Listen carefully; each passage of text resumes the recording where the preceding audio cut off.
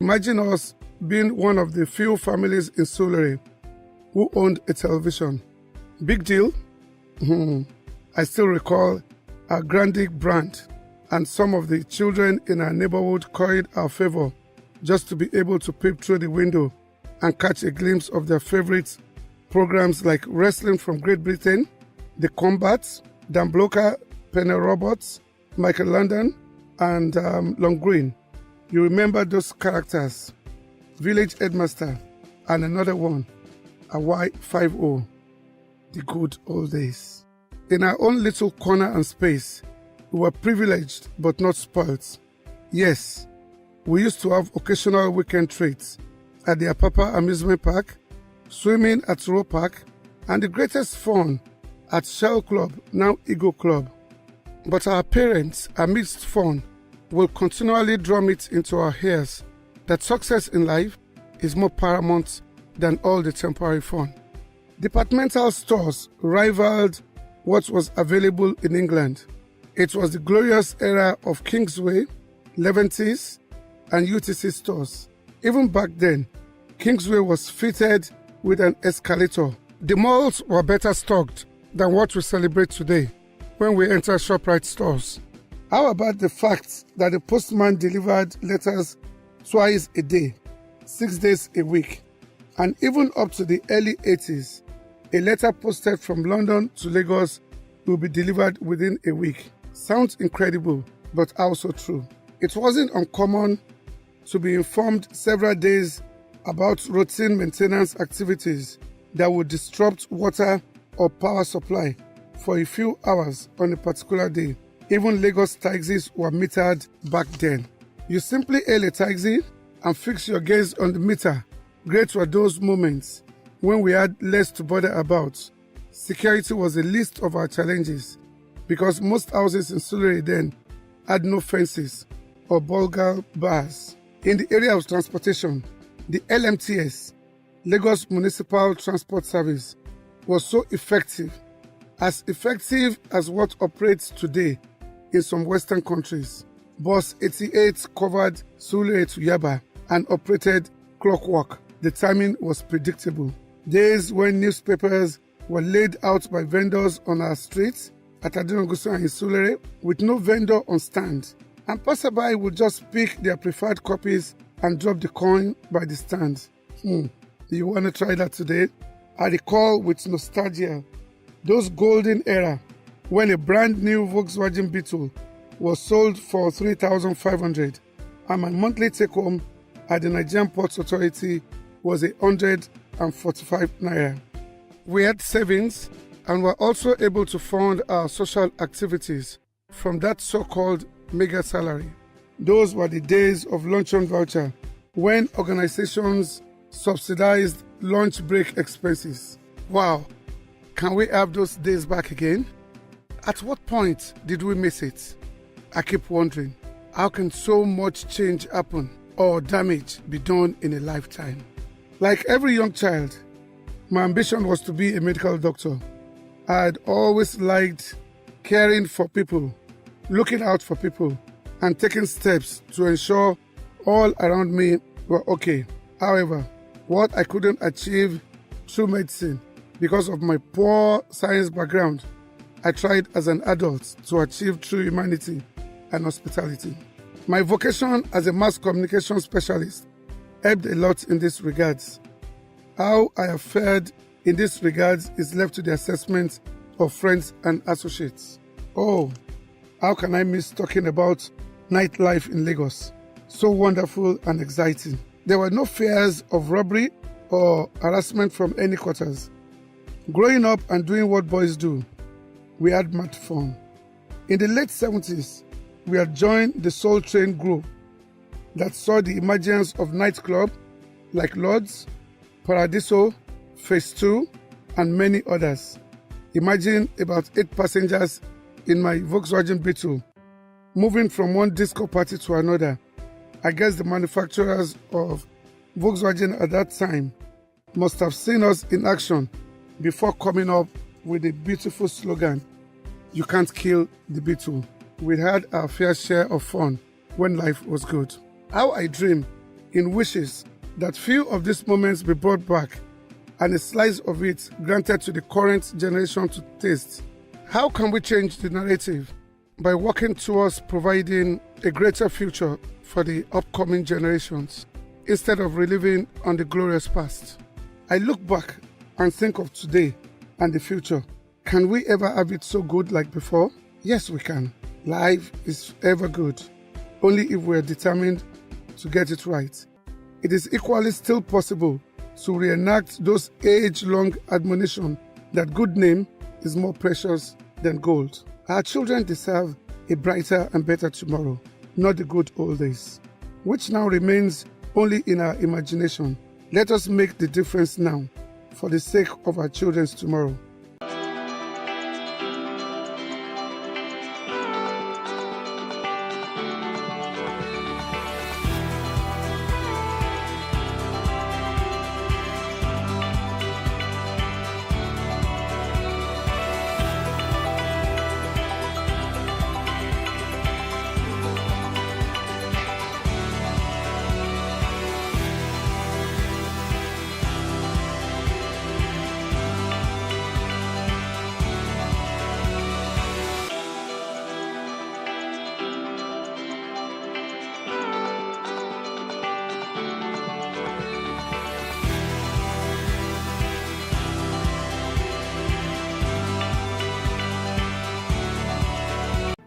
There is no voting on social media.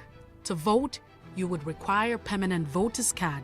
To get your PVC, visit cvr.inecnigeria.org. Create your account with a valid email address and start the registration process. An activation link will be sent to you. Click on the link and activate your account.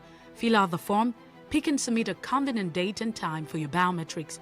Print the application slip, which should have your QR code. On the appointed date, go to the nearest INEC office for your biometric capturing. Thereafter, you will get a registration slip to pick your permanent voter's card when ready. Get your PVC today. This message is from PlusTvAfrica.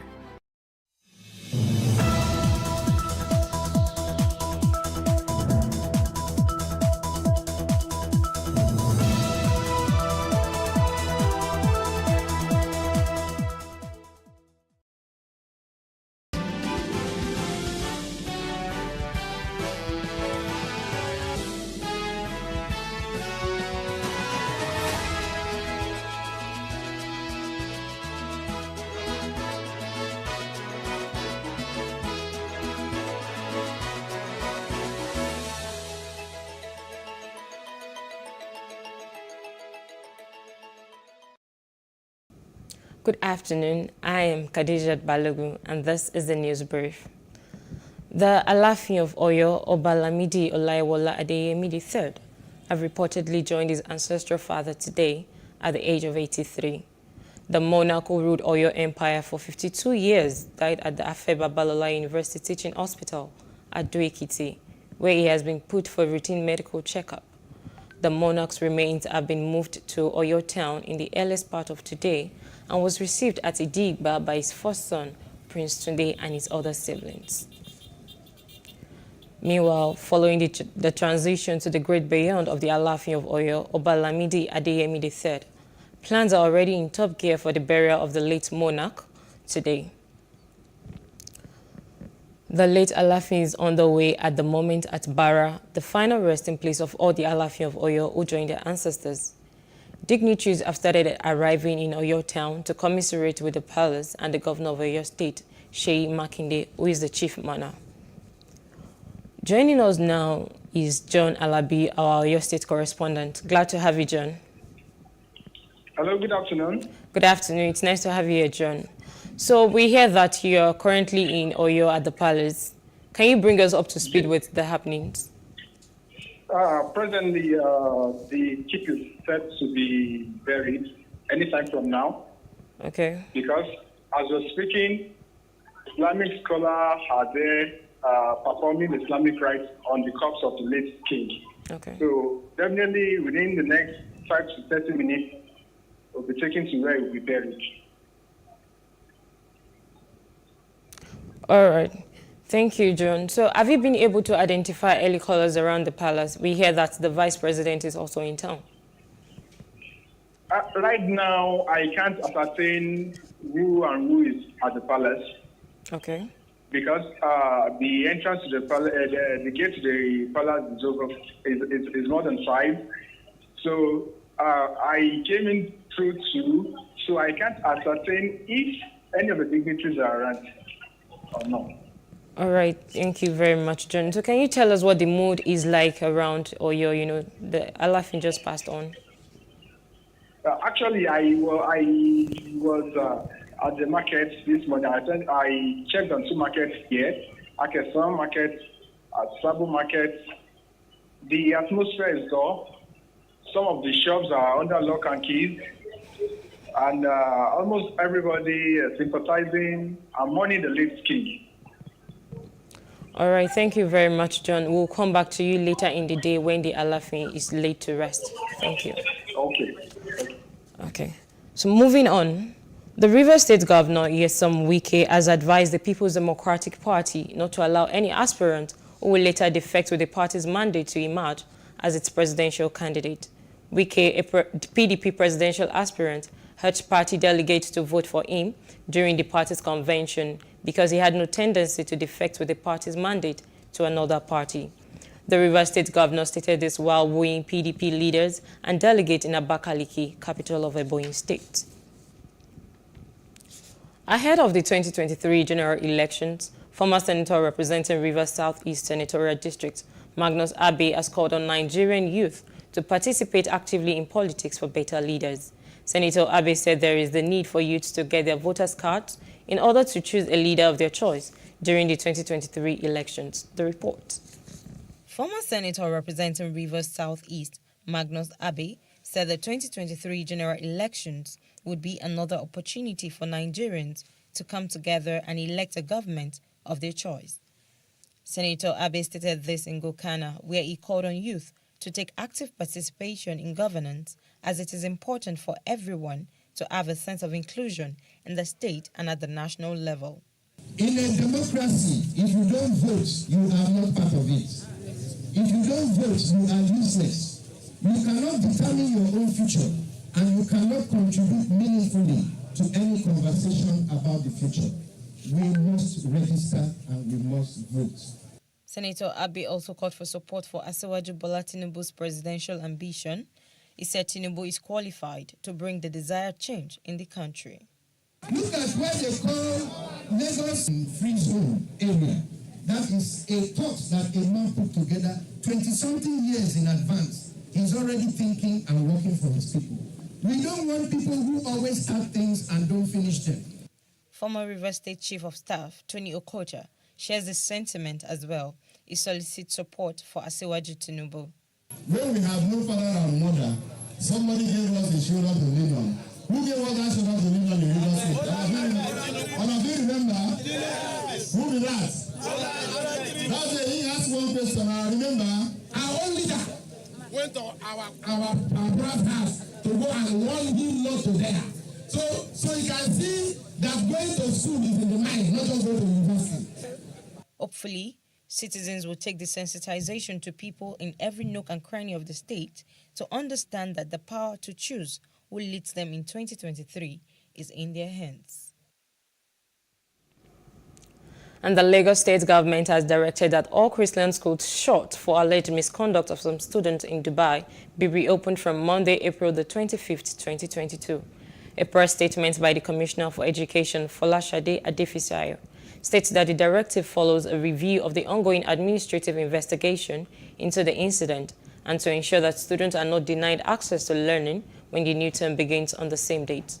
The state government, had shut the schools for safety of students and the staff to ensure unhindered investigation of the incident. The Commissioner of Police in Lagos State, Abiodun Alabi, has said that the way out of the security challenge facing this country is for all ends to be on deck. He said security was everybody's business, which should not be left for security agencies alone, and applauded the security agencies for doing their best to ensure that they secure the country in order for the people to enjoy peace. Alabi stated this on the sidelines of the dinner organized in honor by the Ilawe Ekiti community as part of activities lined up to mark the 10th coronation anniversary of the Alawe of Ilawe Ekiti, Oba Ajibade Alabi. Barely 3 days after an explosion occurred at the International Cattle Market, Iware, another explosion has rocked Nukai, a suburb of Jalingo in Taraba. An eyewitness close to the area, Hazan Danzumi, said that several people were injured, but no life was lost. The spokesman of the Taraba Police Command, DSP Abdullahi Usman, also confirmed the incident. Delta State Governor Ifeanyi Okowa has blamed the coronavirus disease that rocked the state and the world at large as the cause for the developmental setbacks the state is experiencing. The governor, who made the statement at an inspection of the agro-industrial park in the state, noted that the state is doing everything possible to build industries for youths to be gainfully employed. We've traveled to China. We have firm commitments concerning gas parks, gas-based industries. But unfortunately, they were not in the mood to move out, because as soon as we came back, within 2 months, really, the COVID set in, and to today, they have not visited. And you know that most of the companies we're looking into are China-based, and unfortunately, the Chinese have withheld themselves back. We hope that the COVID thing, as the world is getting used to it, would eventually come to become more something that we can manage. And from Delta, we move to Ekiti, where a non-governmental organization, AC Health Initiative, has organized a capacity-building workshop on female genital mutilation, FGM, for stakeholders in Ekiti State. The Stop Cut project is aimed at reducing the prevalence of FGM by improving on the law enforcement systems and enhancing public awareness through strengthened collaborative efforts championed by critical stakeholders. One of the resource speakers, Akinleye Olukemi, from the State Ministry of Health and Human Services, said that the objective of the workshop is to build capacity for media personnel, being major stakeholders in curbing the menace. Short-term consequence, we have genital swelling. You know, I told you of the lady that the leg was tied together. The person can develop inflammation as a result of that. Inflammation can also lead to infection. Infection of various types. Due to use of the same instruments, due to healing problems, because already that healing will not be okay. The person is already facing one count for physical injury, placing somebody in fear of physical injury, and the prohibition of the act itself, female genital mutilation, then sexual prohibition of frustrated investigation, then prohibition of harmful traditional practices. So if a good prosecutor charged with all the sessions, and by the time they sum everything together, that's why sometimes you will see they will say somebody has been jailed for 100 years, and you now be wondering how many years does this person want to live. We have called on you to champion community campaigns. When we see community campaigns, let's help them promote it. We have called on you to champion community campaigns to end female genital mutilation in different communities. And the Oluwo of Iwo, Oba Abdulrasheed Akombi, has appealed to the government officials and well-meaning Nigerians to always give back to the society and provide for the needs of indigent citizens. The traditional ruler disclosed this while supervising the distribution of food items and cash gifts to aged and vulnerable residents of the town. The monarch described the door-to-door distribution, which is an extension of his bi-weekly feeding to the poor, orphan, widows, and the less privileged, as a benefit for the aged. We're only here for all other Nigerians to know that if you have, you are just a caretaker of everything. You should give. And this time, that is very, it's everywhere in the world. It is not only in Nigeria. In America, in Germany, in Europe, in everywhere, there is paucity of funds and there is scarcity of foods. Everybody's.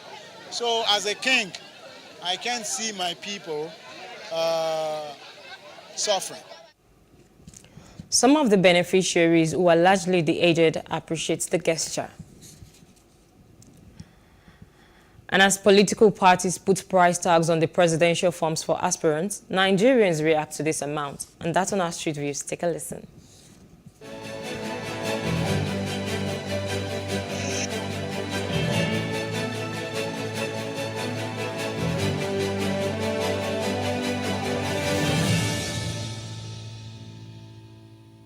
As a people, these are things that we need to take into consideration when making our choice of a party to support or the candidates to support, because there is consequence to such things being put in place.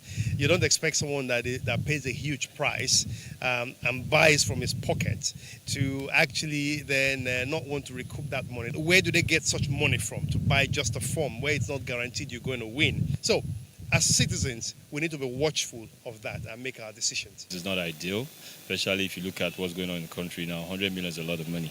I don't want to use the word absorb, but it's a lot of money. And the consideration is, for me, is what's the basis? How did you come about 100 million?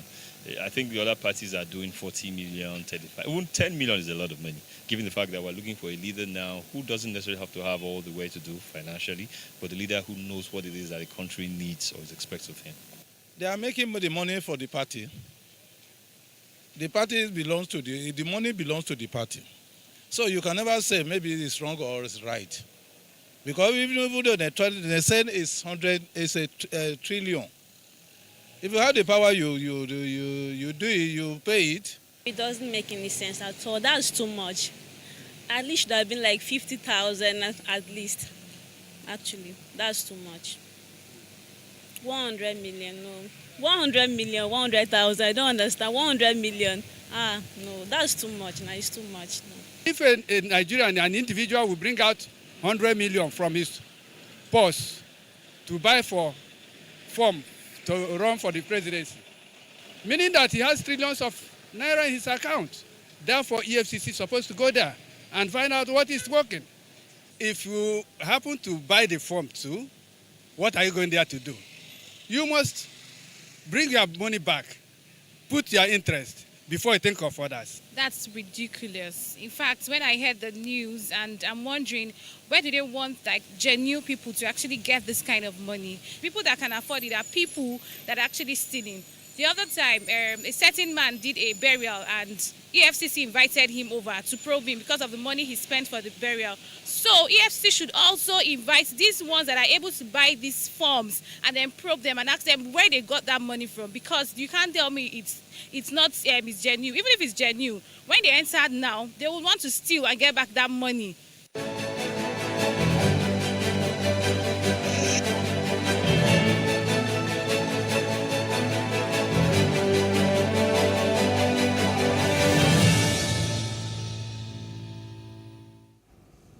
And moving on to the other part of Africa, former Kenyan President Mwai Kibaki, who led the East African country for more than a decade, has died, aged 90.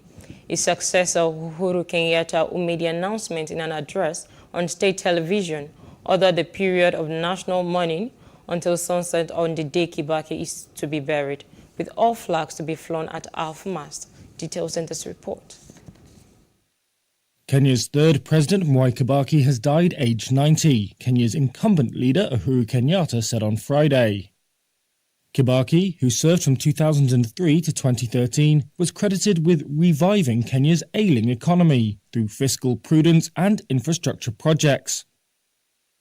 But his legacy was tarnished by his disputed 2007 re-election. Opposition leader Raila Odinga had been ahead by several 100,000 votes when the Election Commission abruptly stopped announcing results and ejected journalists. Hours later, the commission announced Kibaki had won by a narrow margin, and he was hurriedly sworn in. Most observers said the elections were flawed. Odinga called for protests, sparking a deadly police crackdown. 1,250 people died in the violence. Former UN chief Kofi Annan finally brokered a peace deal between Kibaki and Odinga, resulting in a grand coalition government, with Odinga as prime minister. Kibaki, a former economics lecturer, had served as finance minister under Kenya's first two presidents, Jomo Kenyatta and Daniel Arap Moi. Uhuru Kenyatta has ordered a mourning period to honour Kibaki, during which flags will be flown at half-mast. Meanwhile, Kenyans are paying tribute to the late President Mwai Kibaki, who died at the age of 90. Kibaki's remains have been taken to the Lee Funeral Home under a heavy security guard. Late President Kibaki spearheaded this country out of terrible economic time of the 90s in ensuring that we got a real economic state of country where everybody. President Mwai Kibaki left the economy in a good place. When you look at the post-election violence, people were dying and a lot of businesses went under. But when they met with Raila Amolo Odinga, businesses bounced. And outside Africa, a gunman had been reported to have opened fire on random victims from a sniper's nest in an apartment building near Elite Prep School in the nation's capital, wounding 4 people before taking his own life as the police closed in. Police said the suspect, Raymond Spencer, aged 23, of suburban Fairfax, Virginia, was initially identified from video he had posted on social media that appeared to show gunshot fired from the vantage point of an upper floor window with the misspelled label, "shoe shooting." Washington Metropolitan Police Chief Robert Conti said the video looks very much to be authentic, but it remained uncertain whether the footage was streamed live or had been posted after it was recorded. Today, evil reared its ugly head in our community. People were unnecessarily shot in our community as a result of a senseless act of violence. So far, I can report to you that the victims, we have 4 victims, and those victims are being treated at area hospitals. 3 of those 4 victims are being treated at area hospitals. The suspect that we believe is responsible for this is now deceased. We believe that the suspect took his own life as MPD members were entering or breaching the apartment where the suspect was located. I am unable to confirm the identity of the suspect at this time, pending official notification to the family. But I will say that we put out a person of interest earlier, and we are no longer looking for that person of interest. I will also tell you that one of the individuals who was shot, the male who was shot, is a retired member of the Metropolitan Police Department. And during the 26th anniversary of the liberation of hostages from the Japanese embassy in Lima, former army members joined civilians on the street of Lima to protest against President Pedro Castillo. Retired Army Lieutenant Colonel Jog Harriers said 72 people were rescued from the embassy and that the protest was necessary because there is a need to rescue 32 million of Peruvians from the hands of the terrorists. At an official event commemorating the date, former servicemen refused to stand and salute President Pedro Castillo as a form of protest. And in business, the Association of Nigerian Licensed Customs Agents, ANLCA, has threatened to embark on strike action over the 15% National Automotive Council NEC levy. The task force chairman of the ANLCA, Rio1 Amuni, who said that the strike will commence on Monday, the 25th of April, and joined members of the association to ensure a total shutdown at all ports if the policy isn't reversed after the warning strike. The Nigerian Customs Service had officially released a circular announcing the reduction of import duties on both used and new vehicles, of which a 15% NEC levy accompanying the 20% duty on used vehicles. And in entertainment news, the music industry has evolved with the advent of digital distribution, and Spotify, one of the major global music streaming platforms, has just been officially launched in Nigeria. Our reporter, Ifeoluwa Oshunkeye, was there. Internet availability and its use across Nigeria has not only connected but created and boosted a digital economy. The opportunities offered by digital penetration are limitless, top of which is job creation on the front and back ends of business. The recent landing of the Equano Sea cable in Nigeria upskills improved data penetration at a cheaper rate nationwide. When you think about end-to-end internet connectivity, having this additional capacity really ensures that there's a drop in prices when you consider bandwidth going internationally. We'll be looking to collaborate with different providers and telcos to carry that capacity, distribute that capacity internally. Now that's based on research and analysis, has the potential to bring down retail prices by over 20% and also offer 6 times more internet speed. Lagos is an attractive tech hub in Africa, and the economic impact of this cable system will create more jobs and increase her GDP. Over the next 3 years, over 1.5 million jobs will be created by investments that we're launching here today.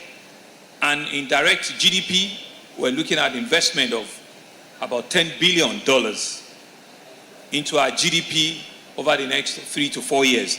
These are not small numbers at all. And I think it's important, that we realize that the economy of Nigeria is certainly moving away completely from an oil-dependent economy to a digital economy. Modern submarine cables use fiber optic technology. Deployment of this new technology requires teaching locals new skill for effective penetration. We need here in Lagos people to man the landing station and make sure it's kept operationally in good order. So we have to have some specific skills to work on the equipment, and we provide training for that. And we'll be recruiting local people to work in the landing station in the data center and train them up. It's a very highly skilled role, but we'll provide all that kind of training over the coming months.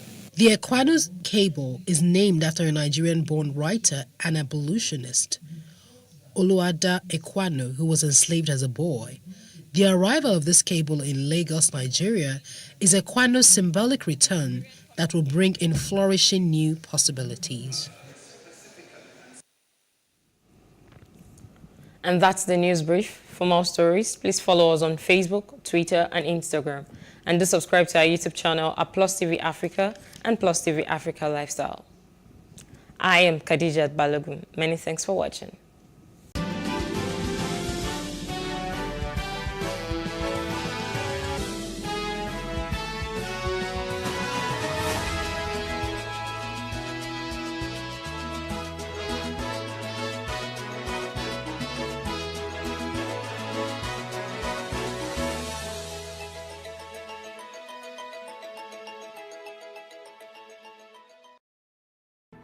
There is no voting on social media.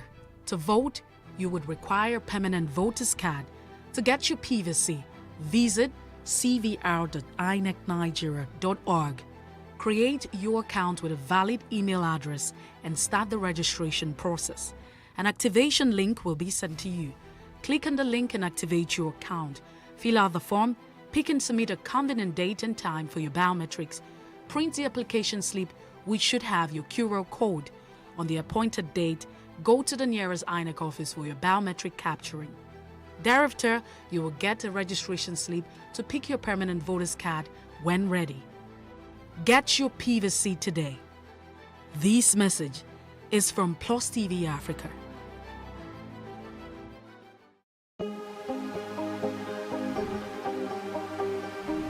This is it for upcoming artists to blow in Nigeria.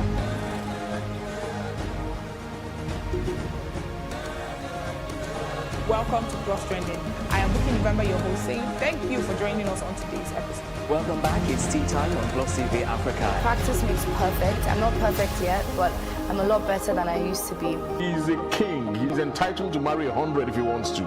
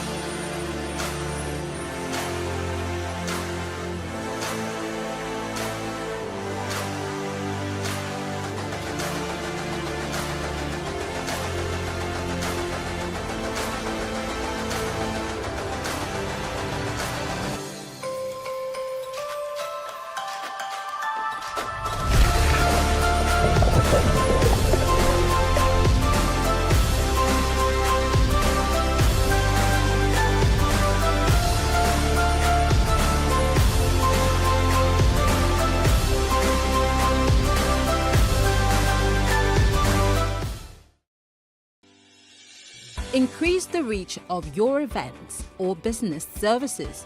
To advertise on Plus TV Africa, please call 0906 000 5719 or 0909 040 8408, or send an email to marketing@plustvafrica.com.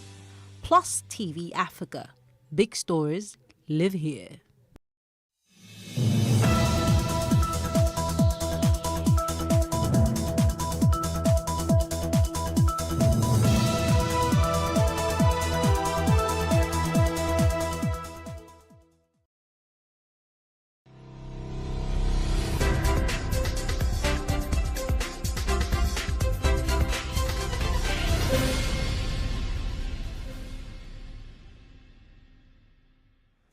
Hello and welcome to Ladies Talking Business. I'm your host, Moremi Akonwo.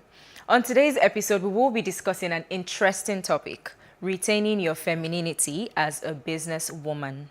Discussing this with me today is a seasoned etiquette consultant, human capital developer, and author. She is a certified international etiquette consultant. She is the CEO of the Etiquette Avenue. She consults with corporate organizations and offers specialized training programs. And she also teaches children at various levels and creates bespoke training sessions for individuals and groups on a variety of etiquette topics. A graduate of estate management from the University of Lagos, she received her etiquette training at Minding Manners International in London. She is a very passionate advocate of the power of etiquette and how it can be harnessed to improve the lives of individuals and ultimately transform a nation. She believes if you must do anything to make a difference in the lives of people, you must do it properly. She is Amanda Amushon. Delighted to have you on Ladies Talking Business today, Amanda. Thank you for having me, Morgan. And I'm looking forward to our etiquette talk today. Same here. Okay, so in simple terms, can you explain femininity? Okay, I'll try and be simple. Oh, please be simple. I'll give you a proper definition first. So femininity, you can define that as the attributes or qualities that are regarded as characteristic of women. Okay. If I was going to put it in my own terms, in my own words, I would say femininity is the essence of a woman. Everything that makes up her composition. When you look at her attributes, you're talking about her sensitivity, her ability to be emotive. A woman is a nurturer. She's a multitasker. She's warm. She's graceful. I can go on and on. But when you talk about a woman, I just think there's just something about us that lights up a room. So in simple terms, that's the essence of a woman. So what makes a woman a woman? So those attributes that make her a woman. Yes. Okay. So let's talk about running a business as a woman. Why is it important for women to retain their femininity while running a business? I know you have a lot to say here, so let's talk about it. Okay. First of all, women are wired very differently to men. Okay. And when you look at the composition of a woman and some of the attributes that she possesses, you would find out that there needs to be a balance. So when you don't have the touch of a woman in business, you know, when you don't have the touch of a woman, there's a vacancy, there's a gap, there's a void, and it's almost like it's not complete. So yes, we have men in business, but we need to bring a woman's touch to whatever it is they do. So we've looked at the attributes of a woman. There's a time where you need a woman to be sensitive when it comes to making business decisions. There's a time when you need a woman's empathetic side, you know. So these things come to play. And I think what I notice is many times women feel that the attributes they have are not valuable. So what tends to happen is we abandon our values and we try and take up values that we can attribute to men. So you hear things like, oh, stay in your lane.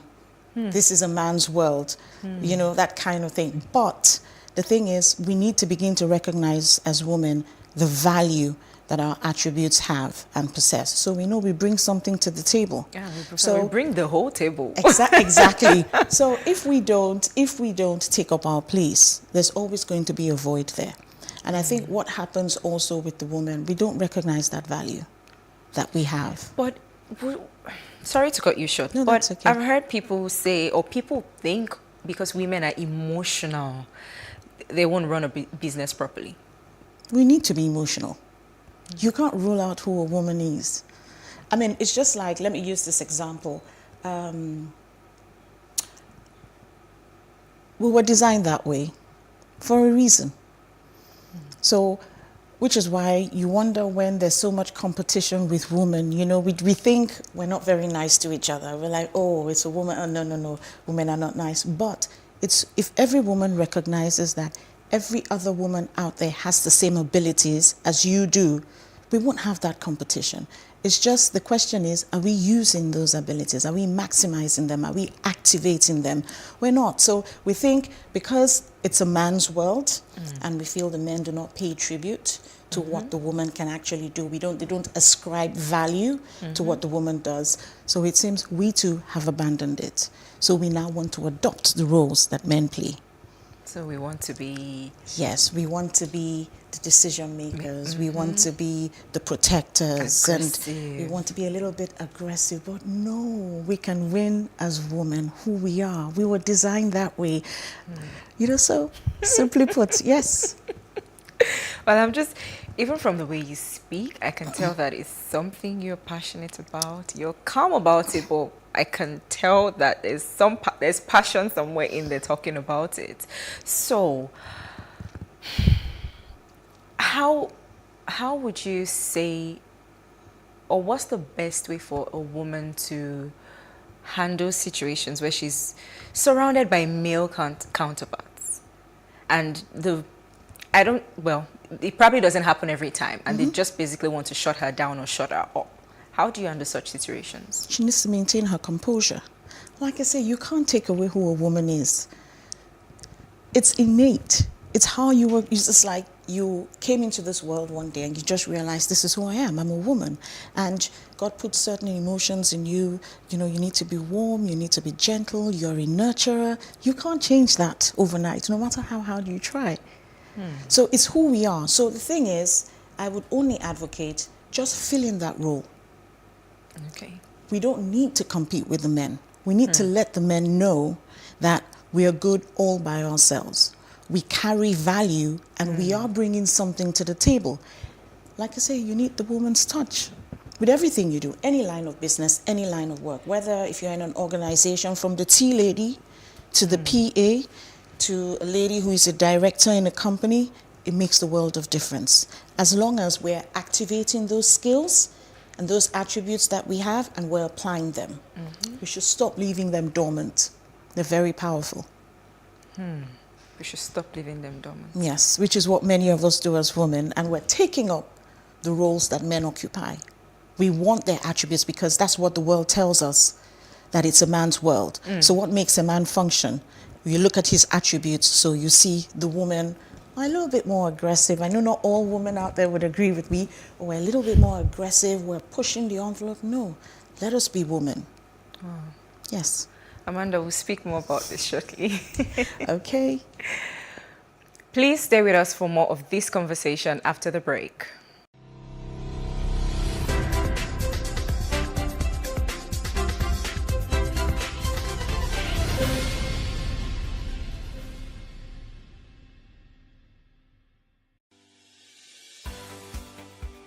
Businesses in Africa can be very challenging.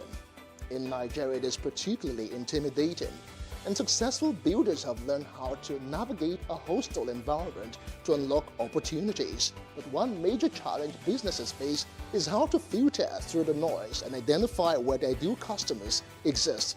Get insight and practical steps from industry players and captains of industries. Hear success stories to help you make informed decisions as you scale your business in Nigeria. Watch Business Insights at this time on PlusTvAfrica.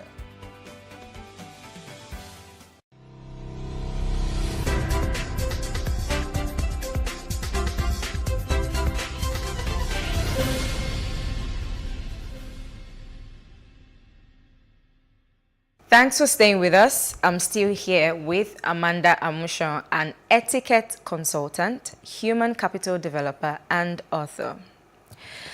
I didn't want to interrupt you earlier when we were talking about it, but let's talk about the role culture plays in all of this. I believe culture, especially in the African setting, has its influence on how women behave generally, let alone at the workplace or running a business. So let's talk about the role culture plays, what culture basically has given we women.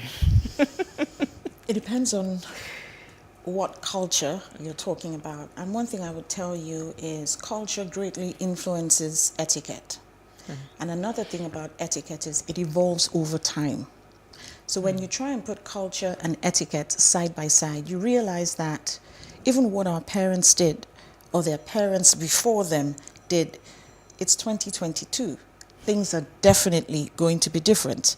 So how in the past maybe it would have been proper to write a letter, or a thank you letter, it was proper, you use the ink and the pen, nice cursive writing. Today, it might also be proper for you to send, a text message as long as your sentences are constructed properly. So things evolve, things change. Now, culture and women, we can't live in the past. Okay. We can't. And like I say, things evolve. So society has to give women the place that they have earned and they deserve. We can't live in the ages. So whereas in the past, it was traditional for a woman to be at home and look after the family, the home front, ensure the children are well, and her husband eats well, and she's looking after, the home. That was her job. The man went out, to work, earn money, and bring home. Typically, that was a cultural setting at that time. But now it's different. More doors are opening for women. Women are being educated.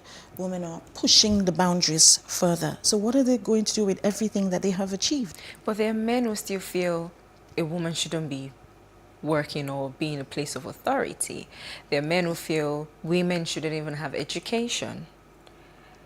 Unfortunately, we're always going to have people who think like that in society. There's really nothing we can do about it. And there are people who you would find out, what I've noticed is even amongst the young folk, you see young couples, when you listen to their beliefs, their values, and you're wondering, you sound like someone from 40 years ago or 30 years ago, and then you're so young. Values, they hold on to these things, pretty closely. But I think that we've come of age, give women a chance. There's nothing you can do about the mindset that people have that women should be in the kitchen or should be at the home front. No. Look at them as your equal partner. They're there to support you. They're there to help you. And like I say, I go back. A woman's touch. I'm going to be saying that quite often. A woman's touch. I know I'm going to be hearing that a lot. Yes, a woman's touch. We make all the difference. So, but just to summarize what you've just said, I believe that it's also the duty of the men to just let women be who they are meant to be. I agree with you, and I think before we take the fight out there as women, I think amongst ourselves we need to have these conversations quite often to realize that what we carry is actually powerful. And if we can agree and have a loud enough voice, we can actually take it to the men. It's because they don't see us for who we are. They just don't think we're that powerful. And when I say powerful, I'm not talking about operating, in a man's world or doing what he can do. Whatever a man can do, a woman can do better. We've gone beyond that. It's honestly, I think it's more of as they are, with the attributes that they have, and in the times that we live in, the skill sets they've been able to, acquire, they're formidable. I agree. Let's give them that credit and work with them. Don't try and tell or make the woman feel that she's not like you. She wasn't created to be like you. Yeah, so recognize her power and what she brings to the table, and all would be well. So moving on, how can women maintain a family life balance while thriving in business? Good question. I think foremost, a woman has to look at her well-being. Okay. like you said, in times past, our parents had the responsibility of, or mothers actually, a woman, being at home, looking after the family, the home front. But today things have changed. Women are out first thing in the morning, dropping their kids off at school, and they're hitting their offices. They're starting their day, 8 a.m., and a woman has to be balanced. Her well-being has to be taken care of if she's going to juggle all of these things. So her mental state, she has to be healthy in her mind and her emotions and physically. And when you look at physically, of course, many women are very conscious about how they look now. So you're talking about diet, you're talking about exercise. You need the balance. Right, You need the balance. And emotionally, when it comes, you have to be happy. You have to do the things that make you happy. I'm listening to more women now who are saying, it's going to be about me this year. I'm going to do things. So you meet up with your friends every now and then, you have a drink, with them, or you have a lunch date, or you go to the spa together, things that generally make you happy, and could put your mental, state at rest. Actually, I was going to ask how women can deal with emotional stress, but I think you've just touched on that. Yes, go to the spa and do all of those things. So your physical state, your mental state has to be on top for you to be able to juggle both the home front, family, as well as business. Okay. That's number one. What else would I say? A woman must be balancing family life. She must be able to manage her time well.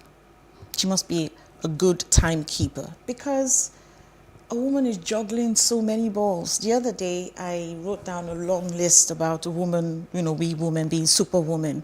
And I think I came up with about 22 things on the list that women juggle, from being the doctor in the house to being the one. I wish you had that list here. We'd have reviewed it together. The doctor in the house to she's the one who sews everything that has a hole in it, who mends everything. She's the one who takes the children on parties. She's the chaperone. She's the chief cook and bottle washer. She does everything. She's the one who makes. She does so many things. So she has to be able to manage her time. And when it comes to running a business, you decide, if you leave your home around 8, you dash out, you give yourself, okay, I'm going to work 8 hours every day. So if I start work at 8, so that means by what time? By 4, I should be done. By 4 o'clock, you should be done. I don't think work ever ends, but don't bring it home. Because as a woman, when you get home, there's more work to be done, but a different kind of work. So you have family. So if you're married, you need to give some time to your husband. If you have children, you need to give some time to your children. If you have domestic staff, you need to get an update. What happened in my home today while I was out working? You need to give a portion, a little time to everyone that is in your space and makes up your life. Amazing. Yes. I think you've just really summed it all up. I like that bit about not bringing work home. Oh yes, we have to try. It's hard, but we have to try. Okay, we'll talk more about this shortly. We will take a break now and be back for more etiquette conversation shortly.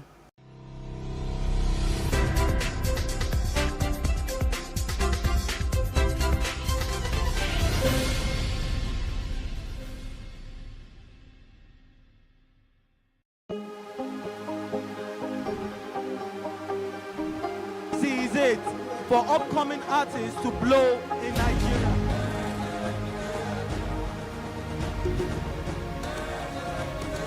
Welcome to Plus Trending. I am Bookie November, your host, saying thank you for joining us on today's episode. Welcome back. It's tea time on Plus TV Africa. Practice makes perfect. I'm not perfect yet, but I'm a lot better than I used to be. He's a king. He's entitled to marry 100 if he wants to.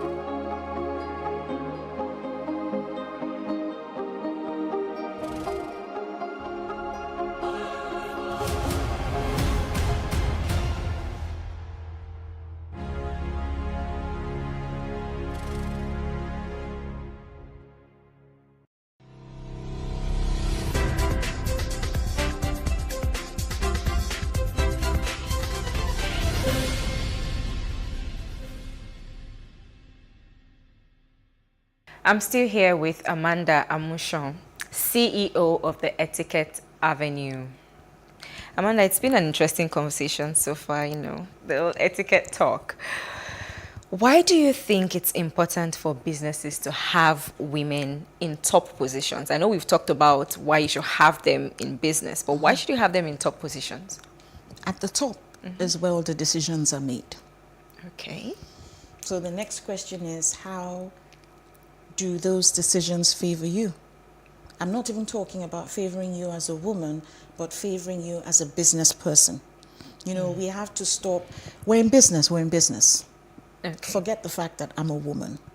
No one goes into business without wanting to make profit. So whenever decisions are being made, you want them to favor you. You're in business to make profits. You're in business, you want to grow your business to another level. So at the top is where decisions, are being made, and you want to have a say.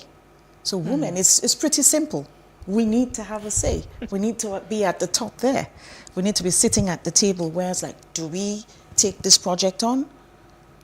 Or who do we go with? It's like, no, let's go with this person. I'm like, and when looking at the attributes of women, when you say things like, maybe the MD says, or a fellow senior person in the office says, no, they submitted their proposal late, so we're not going to go with them, But it's like, look, the other company bid it as well, and they're equally, they're at par and everything. But I know they submitted theirs late, but I think I have that feeling. She can't explain it, and the guy's probably getting irritated, feeling, really? Now, that's part of what we bring. It's the intuition. It's just that, there's just something about them that will go, you better listen to her. So again, like I say, it's that woman's touch. There are certain things that the man is not wired to sense that the women are. So it just goes without saying. We just need to ascribe more value to what is already. So we need to be at the top right there with whoever is making the decisions. So if there are 20 women there, let's join them. If you have four men up there, it's okay. The more the merrier. Let's join them as well. I agree. So how do you feel about, over the last, I think, year or two, we've had more female MDs in top banks, top positions.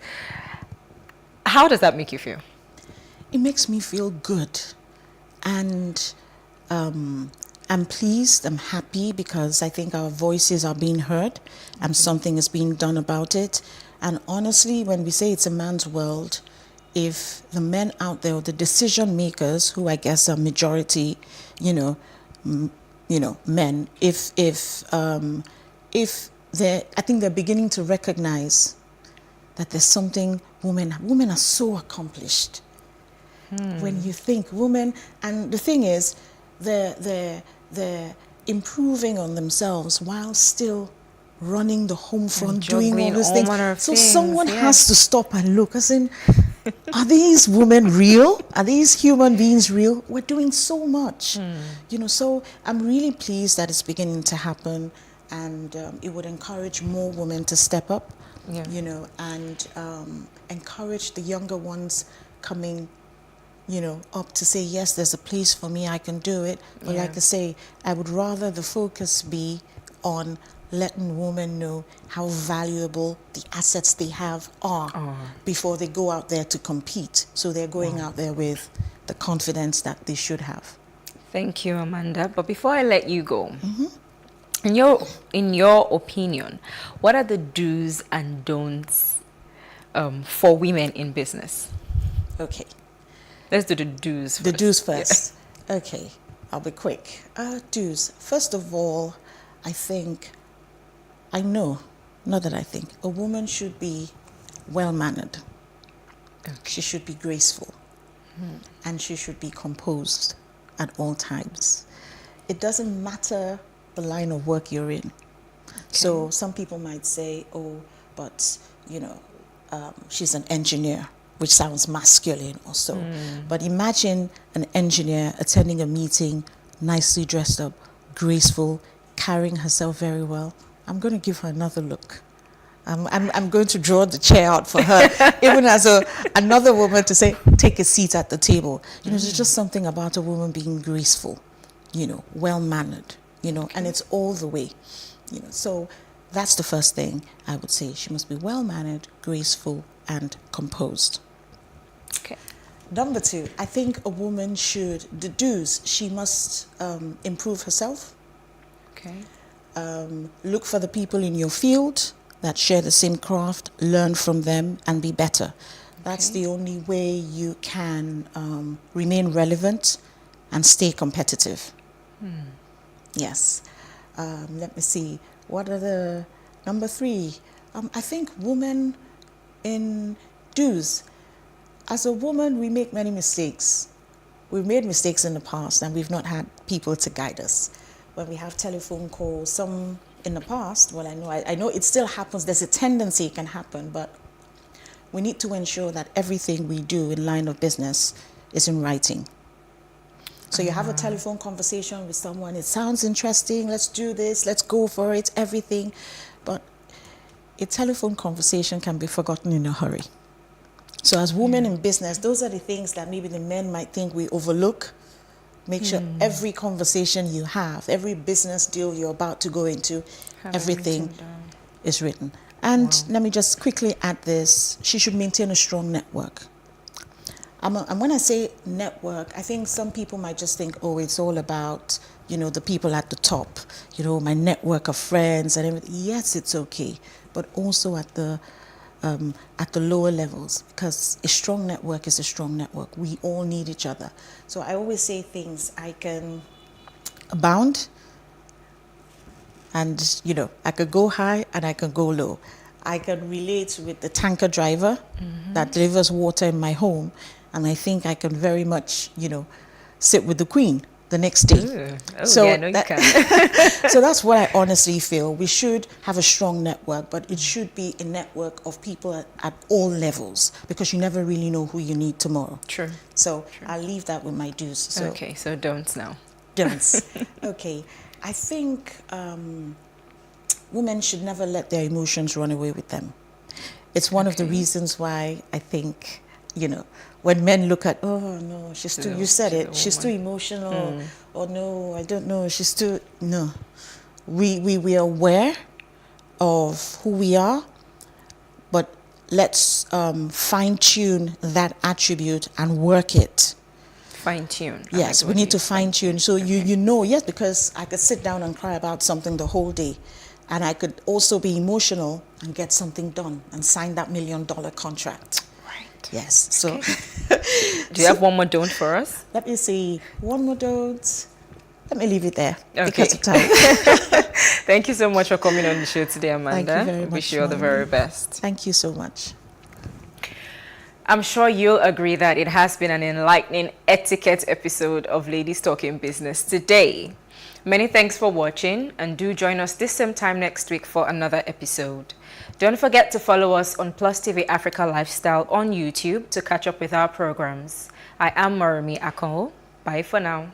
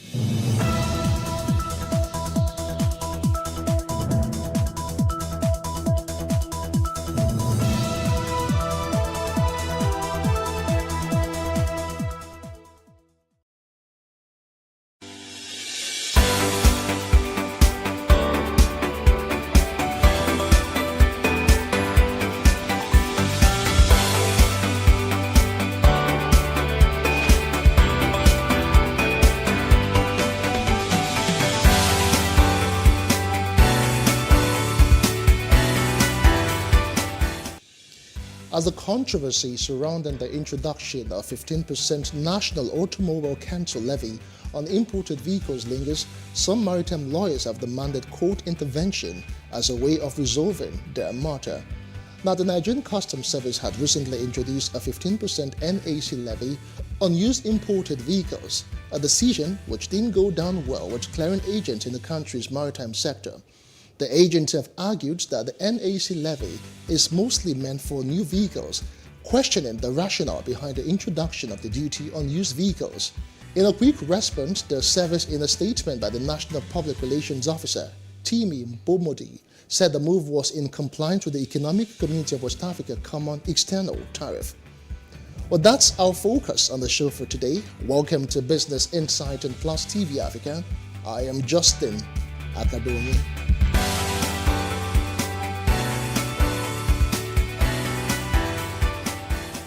Before we get to the main discourse, let's bring you a highlight of major business stories which trended this week. Take a look.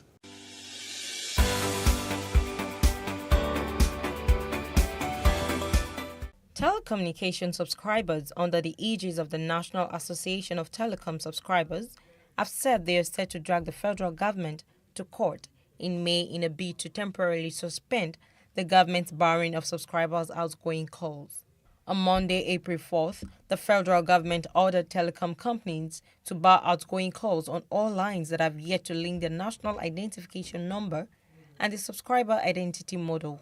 As a result of this, about 72.77 million active telecom subscribers were barred from making calls on their SIMs. In response to this, NatCerms urged the federal government to extend the implementation of the SIM NIN policy by 3 months. The association also gave the government 1 month to implement the ban.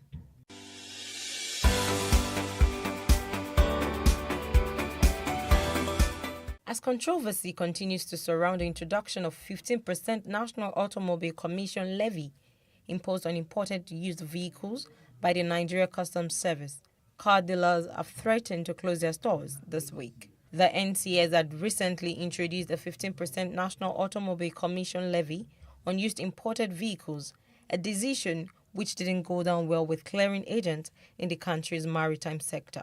The agent argued that the NAC levy is mostly meant for new vehicles, questioning the rationale behind the introduction of the duty on used vehicles.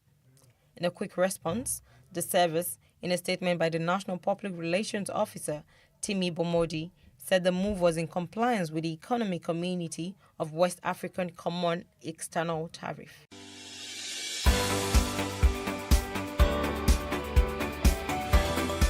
The World Bank says increasing fuel subsidy puts the Nigerian economy at a high risk as subsidy payments could significantly impact public finance and pose debt sustainability concerns. The Washington-based lender said this in a new biannual report known as Africa's Pulse. According to the bank, Nigeria is projected to have a 3.8% growth in 2022, adding that as an oil-dependent country, weak oil production hampers economic recovery.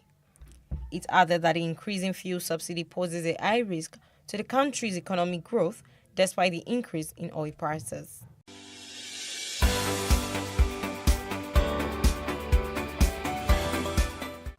The National Bureau of Statistics (NBS) says about 13 million passengers traveled through Nigerian airports in 2021.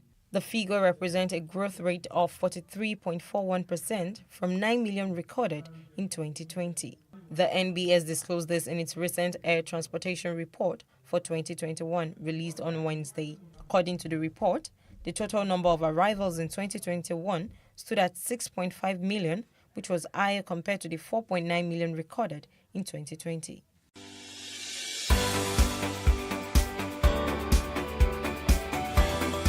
And those were the stories that made headlines in the world of business for this week. Now, partner and co-founder VIM Professional Solutions and, of course, the MD of Umuahi Associate, Magnus Mwangu, joins us now to share insight on this issue. Thanks for joining us, Magnus. Thank you very much. All right. Now, maritime stakeholders, especially clearing agents, have described the new policy as an illegality, explaining that it contravenes the nation's Finance Act. What does the Finance Act say about this?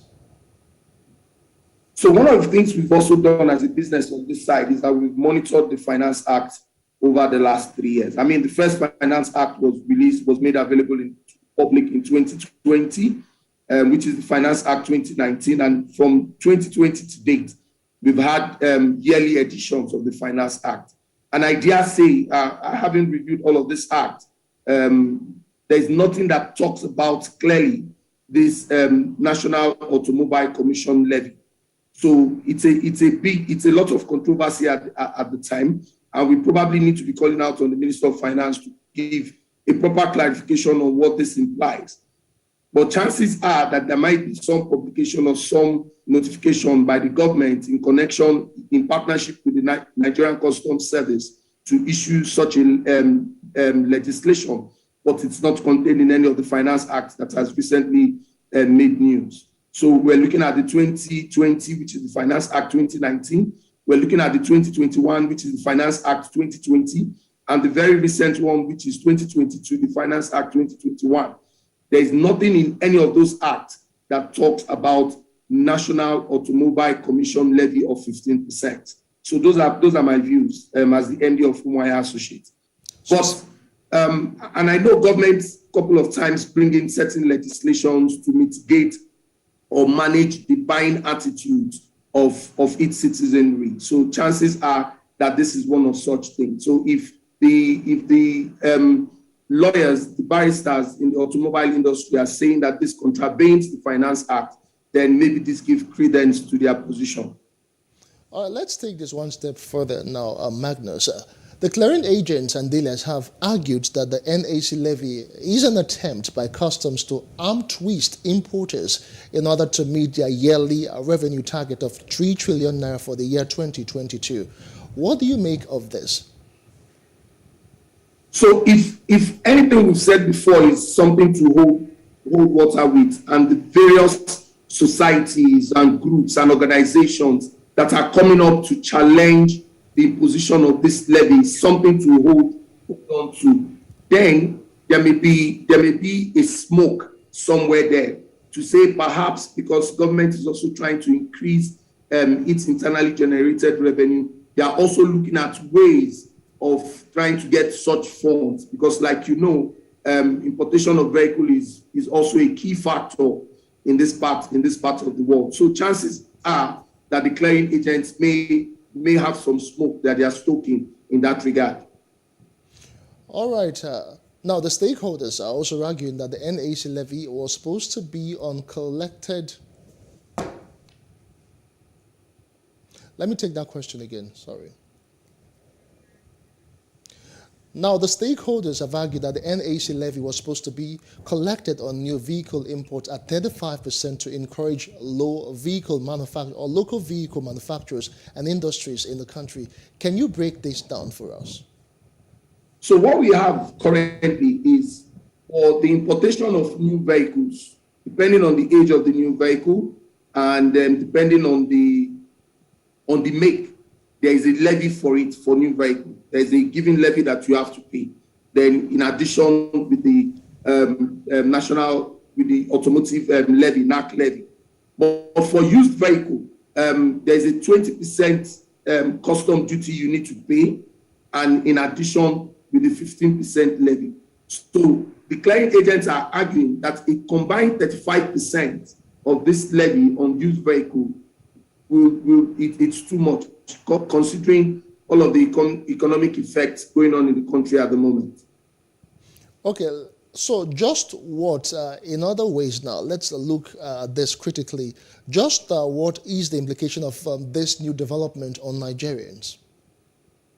So the implication is that we'll begin to see a lot more increase in vehicle. As someone who's also involved in the importation of used vehicle into the country and knock down vehicles by way of parts, cost of buying these vehicles have increased because, of course, the FX has a lot to play in this industry as well. So your cost, you bring in your vehicles, you bring in your goods into Nigeria, you sell in Naira, and by the time you sell, you need to convert that funds back to US dollar to be able to, or foreign currency to be able to import these vehicles into the country.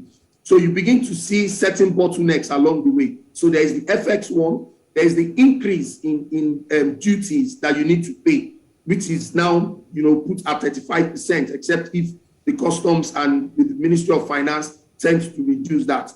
What we tend to see is that the cost of vehicles are going to go up, cost of transportation are going to go up, and it's going to have multiplier effect down the road. So even if you don't have a vehicle and you need to go show up at a client meeting looking tush, you probably will be ordering an Uber or a boat service or any of those other types of transportation.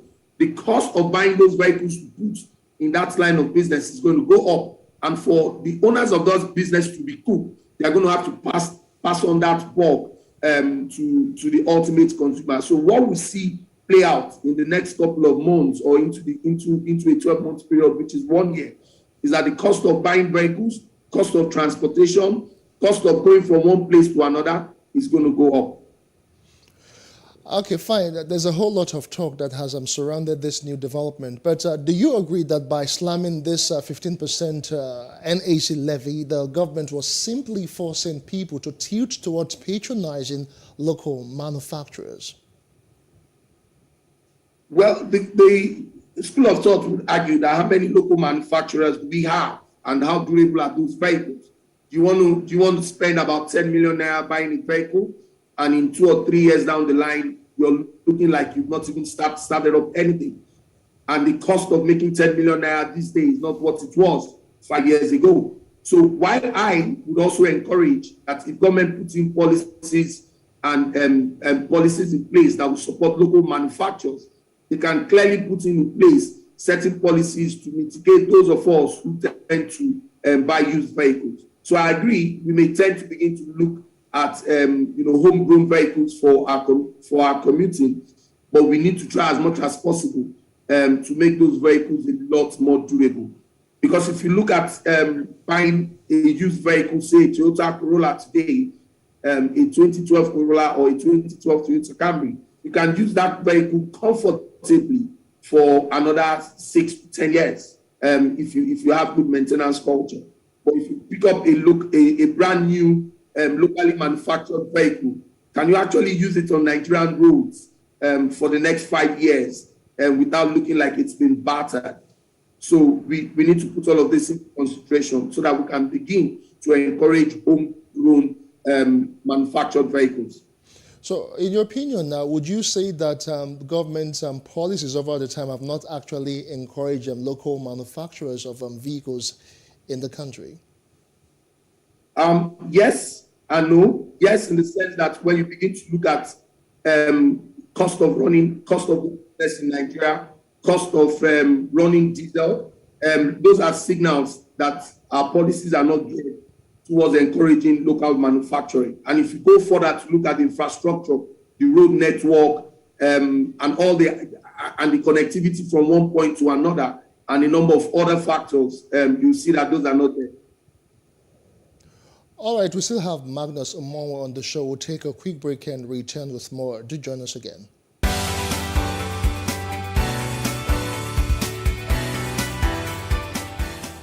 Welcome back. It's still Business Insight on Plus TV Africa, and we still have Magnus Omonwo with us, and we are looking at the NAC, the 15% for vehicles that has been imposed. But right now, let's just take it one step further and just do a bit of a critique of the Finance Act and how it has actually helped in revenue generation for the country. Thank you so much, Omonwo, for standing by.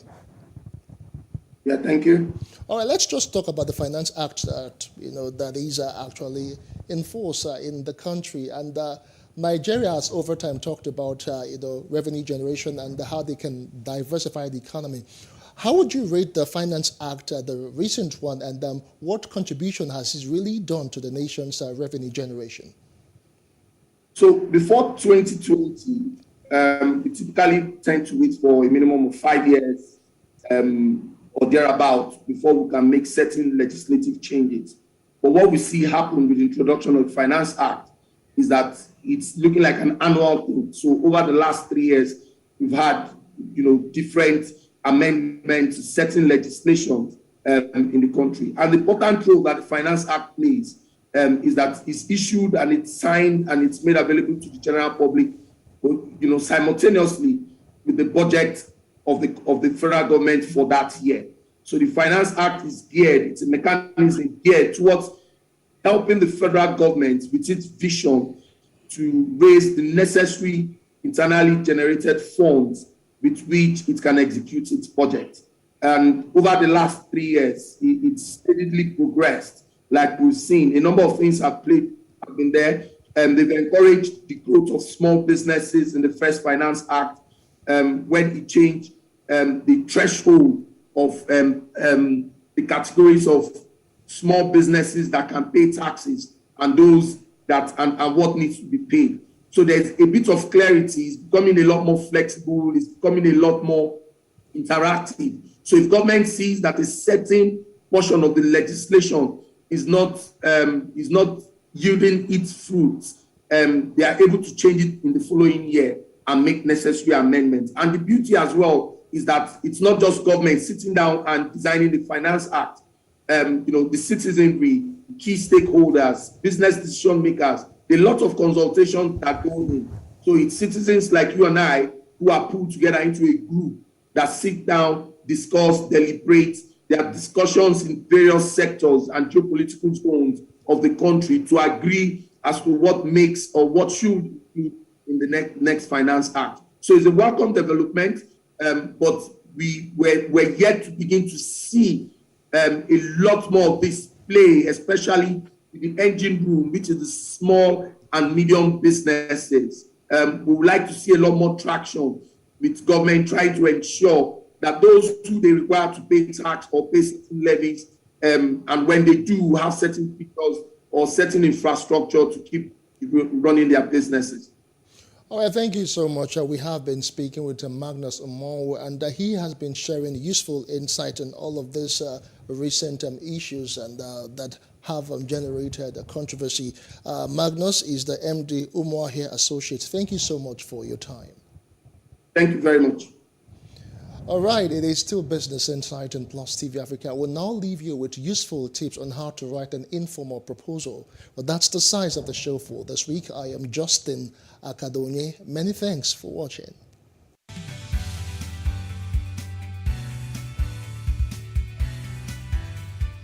Writing an informal proposal. The thought of writing a proposal overwhelms many people, but the task does not have to be daunting. Informal proposals are written when people need to ask permission to make a purchase, undertake a project, or write a paper. This type of proposal is a way of persuasively putting forth an idea and asking for action to be taken on that idea. When writing a proposal, consider who will read the proposal and what that person may or may not already know about what you're proposing. Follow these steps when writing a proposal. 1. State your purpose. Do this clearly and concisely so that the reader knows immediately why you are writing. 2. Give some background information. Explain why you are proposing your suggestion so that the reader has a better understanding of the problem. 3. State a solution to the problem. This is where you give specifics about your suggestion. 4. Show costs. Lay out any costs that will be involved. 5. Conclusion. Wrap it up by restating the problem and the proposed solution.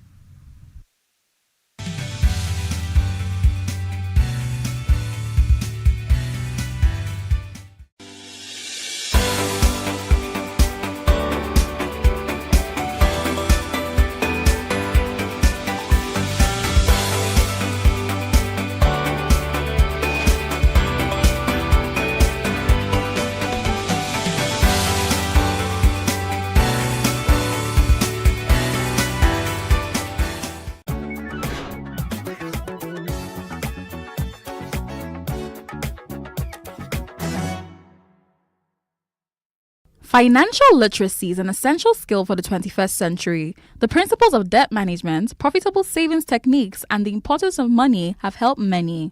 In 2011, the Central Bank of Nigeria made a commitment to reduce the number of financially excluded Nigerians from 46.3% in 2010 to 20% by 2020. Many fintech startups are plugging into this gap and targeting niche markets. One of such startups is Harvest. Harvest was founded by Sholape Akimpelu, who once worked at a marketing agency. Her dream is to help women in Africa take control of their finances by bridging the economic gender gap. She believes more women need to be intentional by improving their financial well-being. Okay, so Harvest simply is an inclusive finance for African women. So we give women familiar access to savings, impact investments, and credit. So when we say impact investment, that is women impact investing into smallholder female farmers specifically. So that way yourself, right, we equip you with personal finance, insight, tools, platforms, right, to embrace savings, embrace financial wholeness, wellness, right? And then we don't limit it to you alone. We believe that the woman breaking her back in some far-flung village in Zaria, for instance, should get access to financial services too, because that's the only way we can prime her family, her community for better livelihood.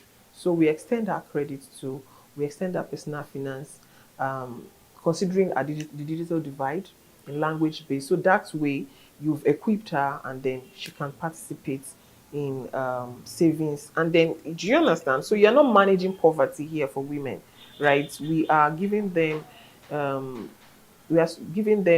platform, tools, insights that gets them swim upwards in the economy. Before launching Harvest, Sholape noticed a worrying trend that financial institutions were not targeting Nigerian women. Sholape teaches girls and women financial literacy through access to and use of financial services through knowledge. On my marketing days, oh, we want to do this campaign. Let's look at the demographics. Male, female, female, male. Let's look at the top so clients, male, female. And I was wondering, because everywhere around me, I could see women breaking their backs, right? From the woman in the urban areas to the rural dwellers. And I was wondering what's happening. Why are they not adopting financial services so much? Why are they not, why are they on the fringes, right? So it was just important. And I've always been very impact driven. So it was just important that, I start, because I started doing a lot of research. So I realized that a lot of research had been done. So people were doing research and dropping, oh, this is the number. Oh, Nigeria is the only West African country on the priority list of financial exclusion, right? That is for gender, right? Ghana was there before, Ghana moved on. Then we are there with India, Bangladesh, and all of that. And we're wondering, why is Nigeria still here? So someone just had to do something, not just tell the story, not just state the numbers, not just quote the numbers or statistics, but do something to shrink that gender gap. Each startup has its challenges. First, poor state of infrastructure. So by infrastructure, talking about digital and physical infrastructures. Talents too, right? We're losing a lot of talents to the West. It's painful when you look at it, because we have amazing, like a wide, capacity as a country, raising talents, but then we lose the same talents in the same breath. But I'll say that tech is a great leveler. Funding is the biggest challenge. So, I'm sure that a lot of people would say, oh, well, that's about a major challenge for most businesses too. But I think it's twice hard for me personally as a female founder and a first-time founder, right? A lot of doors are just, shut when it comes to funding, but we believe that with the right stakeholders, with government,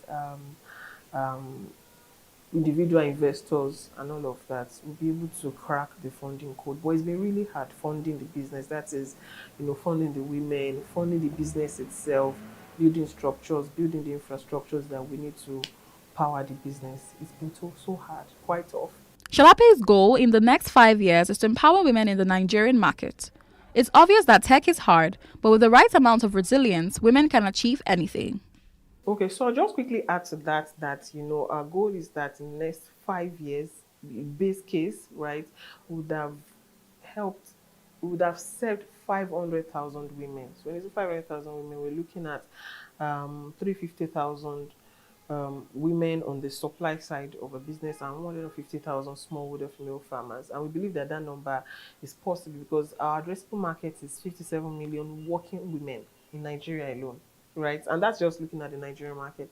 But when we even look at the other markets we're looking at, for instance, we're looking at, other African markets by next year. So it's possible, and this will be measured. And we'll be sharing with the public, our impact and its measurements. So I'll just say for upcoming techpreneurs, I keep telling them, I said, let no one tell an African woman that it can't be done. Let nobody look at an African girl and say, no, you can't do it. You're an African girl. Come on.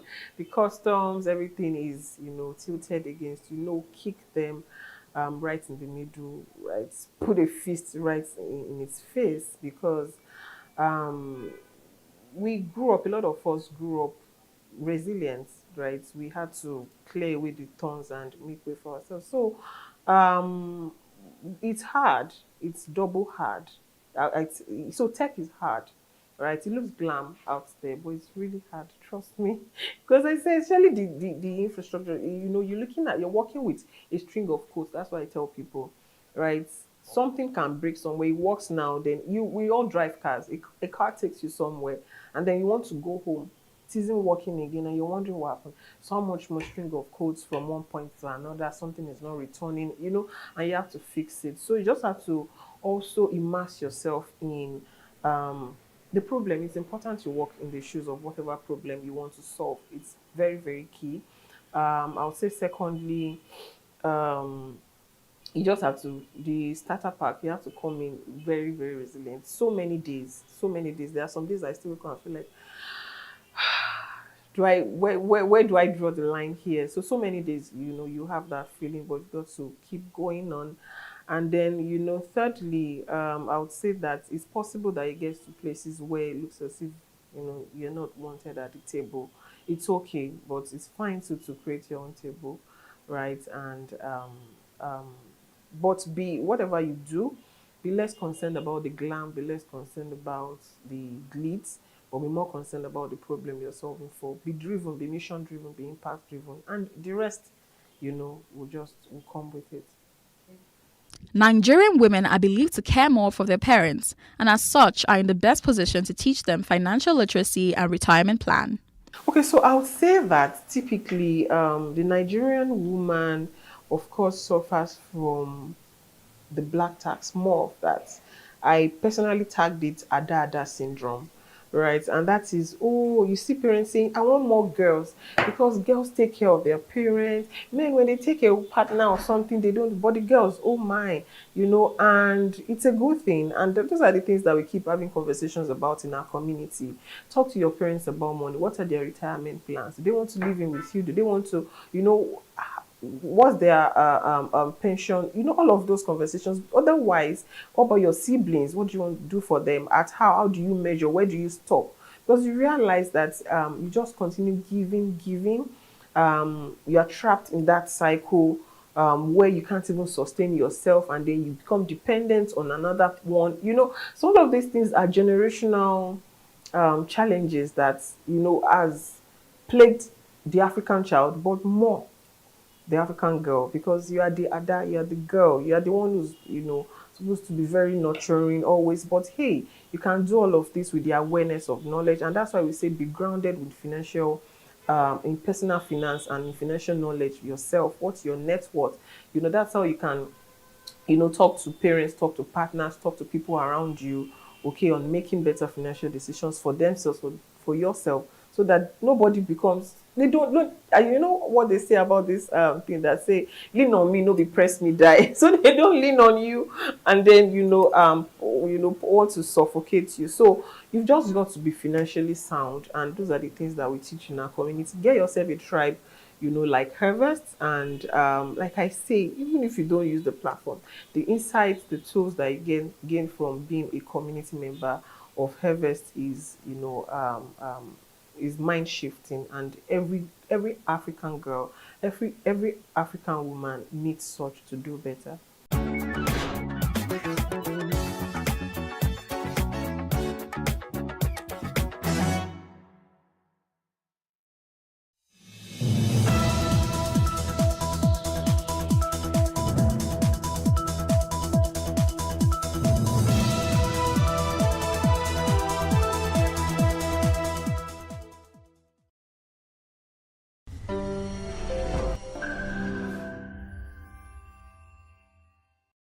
Hello and welcome. On this episode on One-on-One today, I'm speaking with a professional with over 18 years experience. His name is Aziz Amida. Now, those who have worked with him say he possesses strong leadership qualities and management skills. He has worked in about 12 industries, including general management, corporate finance, portfolio management, investment banking, private equity and financial advisory. He's the former CEO of IHS Rwanda, one of the top 10 largest companies in Rwanda with an estimate of 50 million annual revenue. Thank you so much for joining us, Mr. Amida. Thank you for having me. Thank you for your time. My first question to you is, like, you've done all of these things. What are you up to now? Well, right now I left IHS in September, so I decided to take time to write a book and I consult for a lot of companies now, about 3, 4, on structuring themselves for growth and helping them position themselves for funding and the rest. Then also spending some time setting up my foundation to, give back to society as we go. Yeah, so that's more like. So now that you're in control of your own time, are you busier than when you worked for companies? Yes. Right now, I can't remember the last time I slept before 3 a.m. I still get my 6 hours daily, but I sleep almost 3 a.m. daily now because you're in control and you just feel like this needs to be done, this needs to be done, this needs to be done, this, and then you're juggling. Before it was like one company you're working for. Now you're juggling about 3 companies together to make sure, okay, yes, tomorrow morning we need to go for an investor presentation, make sure this is ready, and things like that. So it's much busy now. Yeah. Okay, so every time we hear this word corporate governance, how do we ensure that companies follow through with it? We only just being another tick box exercise. I think we are beyond the age of corporate governance being a tick box now. It's now companies are looking for, there are very few companies out there that are not looking for funding. And when you talk about those, when you look at the companies that are looking for funding, investors are very focused on those sort of things. You cannot just come to an investor and he says, okay, if I give you money, how do I ensure it's safe? So those are areas that are really becoming more and more critical. So if you treat it as a tick box now, you'll most likely pay for it really big. So corporate governance is extremely important, especially since 2008 when we have this whole financial crisis, and it's been that way since then. So you have US implementing Sarbanes-Oxley and a lot of other policies coming into place to ensure that you can protect stakeholders in a business through corporate governance. So yeah, I don't think any company would ever treat it as a tick box anymore. It would be difficult. Okay, well, if you say so. Now let's talk about leadership. Okay. In Nigeria, everybody goes on about how we have a leadership problem. And every time when we talk about leadership, we look at politicians, we look at government agencies, and we assume that corporate organizations, private-owned companies would do it better. But some of them have leadership challenges. Why? Well, I would say I think some of them is a big understatement. There is no way you don't have a leadership challenge, one or the other, whether small or big. It's the degree that varies. So if you go to some of the most advanced companies you have in the world, you would be surprised what you find when you get to their leadership. So, but the important factor to understand about leadership is that everyone is always learning on the job. We treat leaders as if they are these super robot human beings that are just there, they can't make mistakes. They would make mistakes, but they make it in different degrees. And a lot of them realize, they take a step back, and then they go forward again. So, but what differentiates a leader from every other person is actually that bird's eye view, that, okay, even if I'm making a mistake, I still see the impact on everything. And then you just start filling in pieces. So you can't really say that there is no challenge of leadership anywhere. Private organizations have a lot, from controlling politics to controlling employee engagement to making sure everybody is equally treated. It's a lot of problems on the leadership side. So yeah, I don't think it's private organizations have it better scenario. Well, we all assume they have it better. I've never assumed that. Okay, now let's talk also about finding. So this CEO is about to resign. Why is succeeding him always sometimes like a challenge? Why is grooming leaders to succeed people a challenge sometimes? Well, you can't really know a successor is good until he succeeds. So it's like I always say, if I have you as a staff, fantastic at what you do. Then you tell me there's another guy that is behind you. I could tell you, okay, yeah, that guy is there. But the question is, you're going, I know what I get, but I don't know what I'm going to get with the next guy. So it's like an investment. You want to invest in something. Do you know the return? No. Okay. So technically, it's a bit difficult to go to the point. So succession planning is always something that would be a problem. So, but what companies are now doing is to make sure that even if we don't know what we're going to get, at least we can pass as much knowledge as possible to the next person. Then you introduce mentors when they take over. Okay, how do you... So like for me, when I was leaving IHS Nigeria to IHS Rwanda, I was director of FP&A for 7 years in Nigeria. Okay. Then I went to Rwanda as CEO. Now, somebody took over after me, and I spent a lot of time saying to the person, okay, how do you need to do this, this, this. These are the sort of relationships you need to build. These are the areas you need to go. So that sort of mentorship helps a lot in succession, but it is never risk-free. It's impossible because you still have the ego, you still have a lot of things that comes in place. And then you have the unwillingness of the person that left to give that person the chance to do it. So it's a lot of variables to juggle around. So yeah, it's always going to be a problem. Is it not possible that beyond, even though of course the leader makes the company, is it not possible to create a system such a way that regardless of the leader, we're able to develop whosoever might want to succeed the CEO or the MD when he's leaving? Is it possible to ingrain it even from when they come, when we take them in as trainees, so ingrain it just before they move up? Well, yeah, it's possible, but the point is, if you want to test that theory, let's take a country like the US.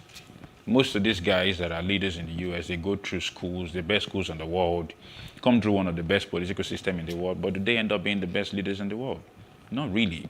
You really can't. Mr. Amida, let's come to our country. No, but I'm trying to stay away from. Why? Because I just also feel like Nigeria. So it's fantastic that you made that analysis. They go to the best schools. Yes, it doesn't always mean the same, but like in the schools, in learning, there's some. They're doing projects, they're doing like different things. But Nigeria is, like we say, man no man has brought this person in, whether he has the capabilities or not, whether he has the... I don't even really like to look at degrees because I always say that degrees is not character at the end of the day. I agree with you. And at the same time, I always feel it's a personal journey. What you do as a leader defines a lot about you in terms of what you... Leadership is something that until you take it, you don't really know how much variables are in front of you. You could look at someone that says, this guy is a leader, he's not so great at what he's doing. It's easy, I can tell you. When I became CEO, I forgave every CEO I've ever worked with in my life. Because there is a lot of work, a lot of things you don't normally see. And someone told me once and said, oh, maybe that's not something, is that something you think you want to do? I said, that's the best experience in my life. I would do it anytime, any day, because it gives you so much, the pressure is huge. The government wants something, they call you. Your boss wants something from your holding company, they call you. Everyone that wants anything relating to that brand would call your name. So it's a really different ball game. So how do you balance that? Well, you need to find a lot of balancing everyday stuff. One, I like to distract myself a lot. I like to take myself away from work significantly. I play games, I go play games with my friends, go watch the game. Just do something that takes me away completely from everything. And I play football as much as possible. I do almost every sport that is available to do. But the aim of that is to ensure that I don't have any reason to pressure myself to the point where I can't function. And that's important because you could really go hard on everything and then next thing you find out, boom, you're taking it out on the staff or taking it out on a peer or something. It's really hard to master. So I don't really believe, I believe systems work, but when people take roles, they decide what they do with it significantly. There are controls in place, but they still have a lot of role to play. So that you can't really rule that out, no matter what. Okay, let's talk about you as a leader. So I'm glad you talked about. So your leadership style, I don't know, you correct me if I'm wrong, you're the one who has been a CEO here. I feel like there's some people that have there's an innate leadership style that they're born with. And then, along the line, as they begin to work and relate with other people and mentors, it changed. So tell us about yours. What's your leadership style and how has it evolved over the years? Well, I think one thing that stayed constant all through me being in leadership is that if you want to lead people, you need to remove everything they can worry about outside of you. Now, what am I trying to say? I have staffs that will say, if I have a staff and he's worried about taking his kid to school, he can't concentrate. So anything I tell him, he can't do. So for me, my priority anywhere is that my guys that I'm working with, they have to be fine. When I got to Rwanda, I promoted about 35 people who basically some of them have been on roles for 7 years. So it's been because the first thing I could do was to say, it's impossible to tell this guy, go do this for me, when he's worried about how he's going to pay his bills. So you need to understand that everyone has a goal. Everyone wants to send their kid to the best schools in the world. Everyone wants to eat at the best restaurant. So it's not just you. So if you can't make that, I'm not saying just increase salary, boom, and make everything crazy. But the moment I have a budget, this is my budget, this is what I can work with. It is now down to me to say, okay, how can I use this bucket in a way that makes sense to the company and at the same time to the people?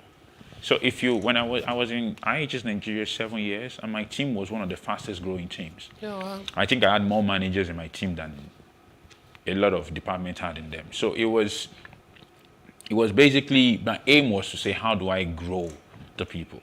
Not just growing them because they're not working. So they can now worry about me because I demand performance. So if it's only me you're worried about, then I can take away the rest. Then at least it's fine. Then I can easily say it's balanced in a way. I'm not saying I'm the perfect leader. There will always be faults everywhere here and there. A staff once told me I should go back to school to learn management. It's fine. It's his view. But to me, it's the way I believe people should be led. Give them a reason to want to follow. Because followership is more of a sacrifice than leadership is. Leadership, yes, is mostly imposed. I won't say imposed is not the right word. It's mostly given. You need to have that opportunity to lead. But to follow is actually a default. So it requires you sacrificing your time to be able to help someone else get his goal up. Okay. So to me, I don't take that for granted at all. So people is extremely important in my leadership style. But every other thing is left to debate. People can tell me, oh, is this, is that. I don't know. But that is a constant. Okay, let's take a quick break. We'll take a short break. Mr. Amida is still with us, talking about leadership and leadership challenges in a corporate organization. Stay with us.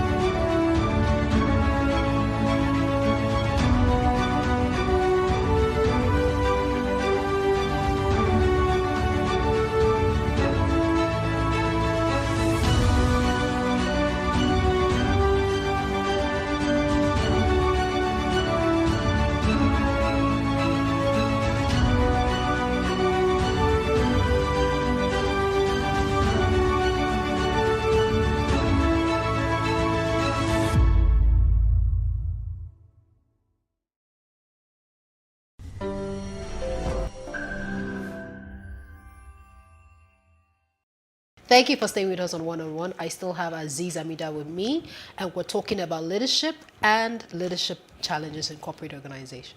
Okay, so you've talked about your leadership style. What will you consider as the critical success factors for a leader? People. You can't do without it. It's we could.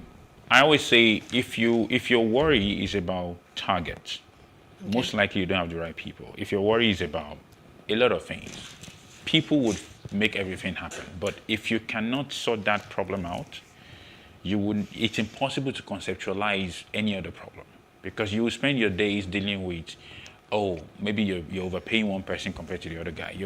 This guy is not happy. This lady here wants to be somewhere else. You spend a lot of time around. There'll be a lot of friction in the organization. So to me, having the right team that could work together, creating that environment that people could say when they wake up in the morning, they don't feel like they are under any pressure to come to work. You know, I once had two staff who got into a very big conflict, and it lasted for a while.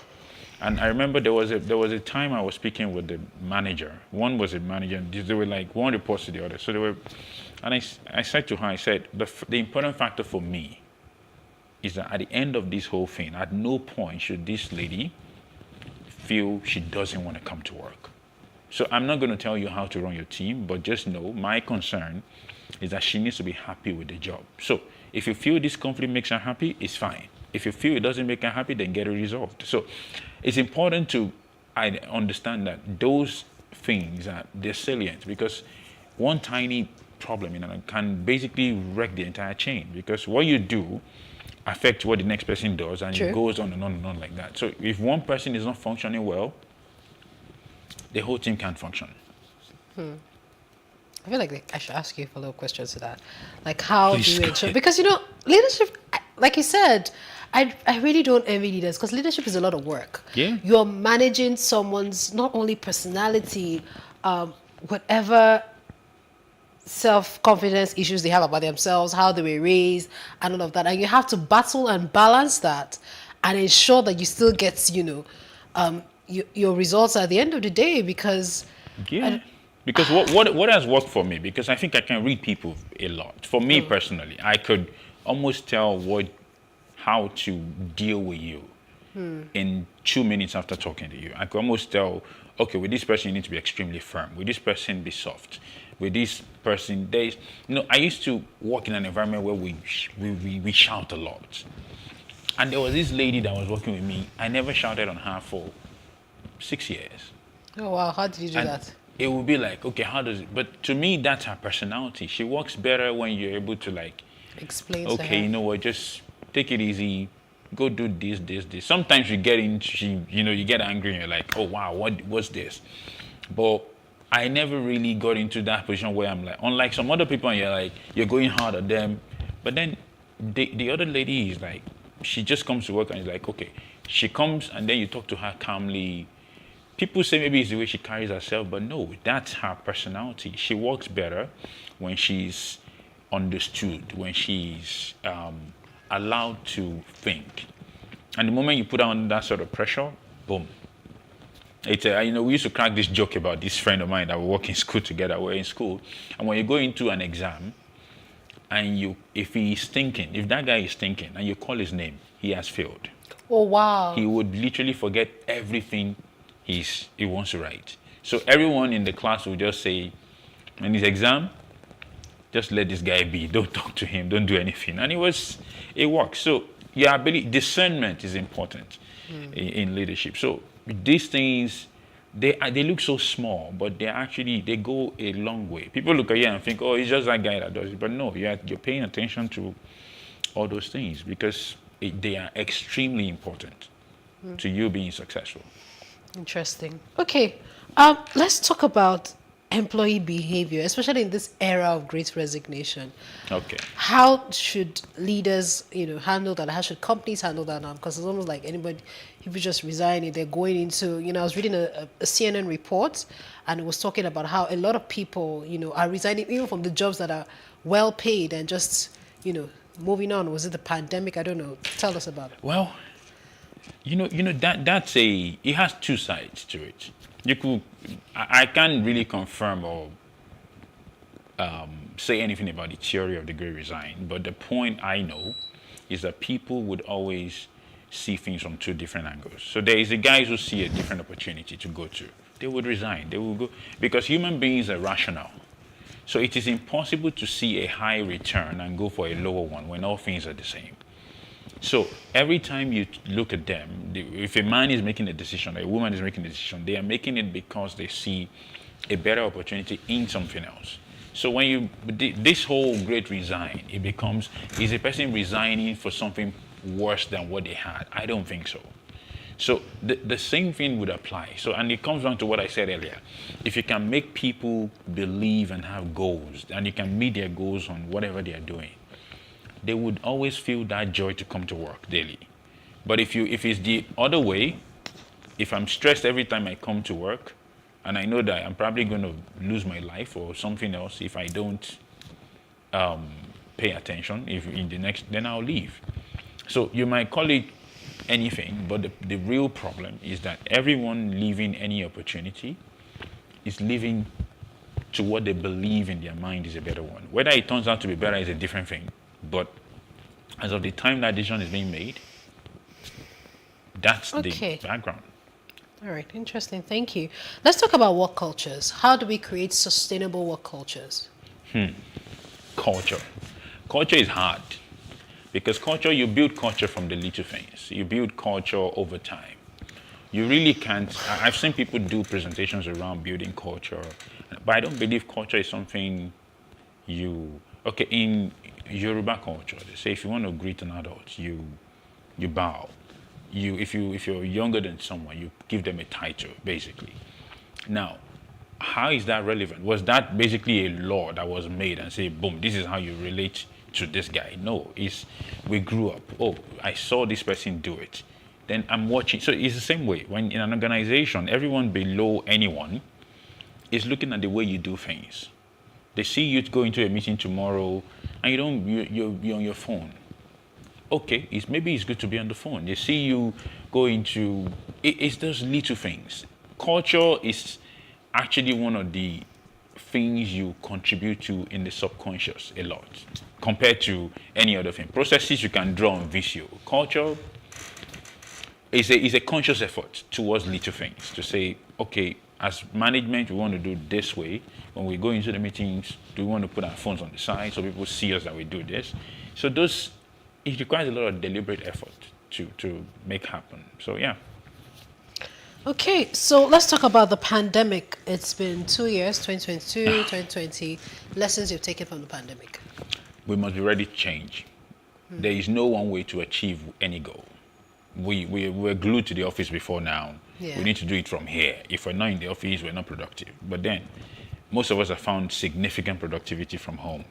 Basically, I particularly, working from home has been amazing for me. I could spend more time with my daughter. I could spend more time with my wife, and at the same time still focus on work. Unlike before, that time is, if I replace the time in traffic in Lagos with the time with family, you could almost double your income. When I used to live in Egbeda, I drive to Marina every day, and I leave the office at 5, get home at 10. And in my mind, I'm like, okay, why am I doing this to myself? You spend 5 hours. So if my hourly rate is, let's say, even if I make 300,000 a month, it means my hourly rate comes down to about, if I'm not mistaken, that's about 800 naira an hour. 800 naira per hour comes down to 5 hours. That's literally 4,000 bucks. If you look at it over a month, you're almost paying your rent. So the question becomes, that time alone, if that guy spent it focusing on what matters, he would produce more for the company. So yeah. Okay. So for you, Mr. Amida, any regrets, any things that you wish you could have done differently? I wish I could have been a bit more. You make how do you call it?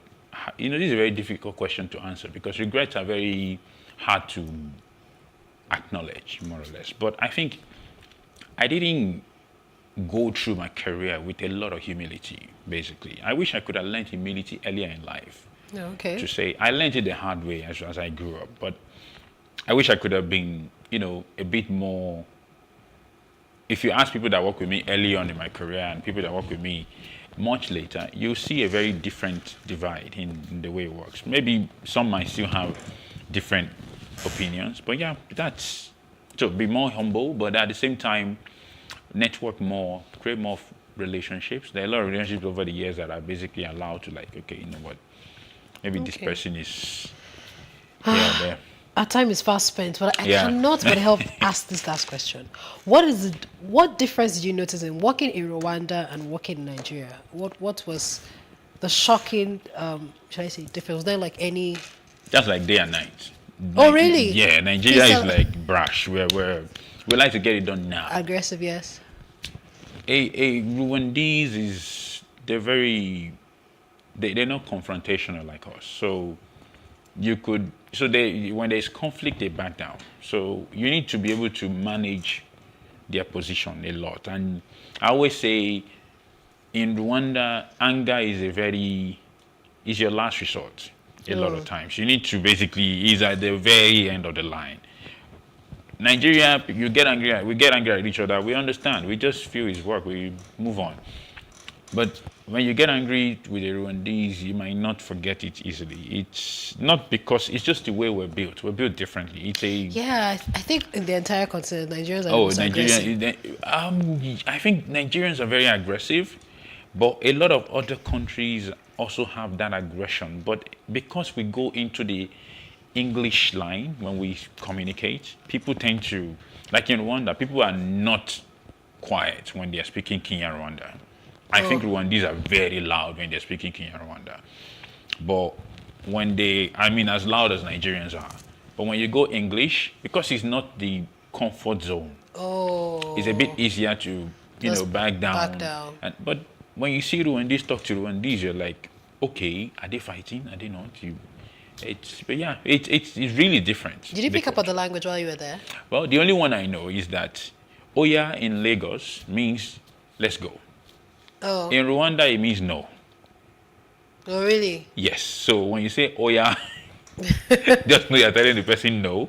Meanwhile, your plan is to say let's do it. Let's go. So it's one of the areas I found very. But yeah, I learned a bit of Kinyarwanda here and there, but not very good.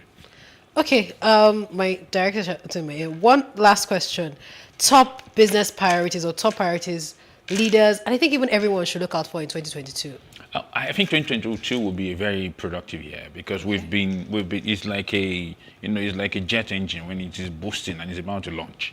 We've been doing this work from home / adjusting to the pandemic for about 2 years now, and it's now time for you to start seeing the benefit of that. People are now getting more and more used to the fact, and now they can produce the best of it. So I think the best things to look out for in 2020 will be huge productivity, if you ask me.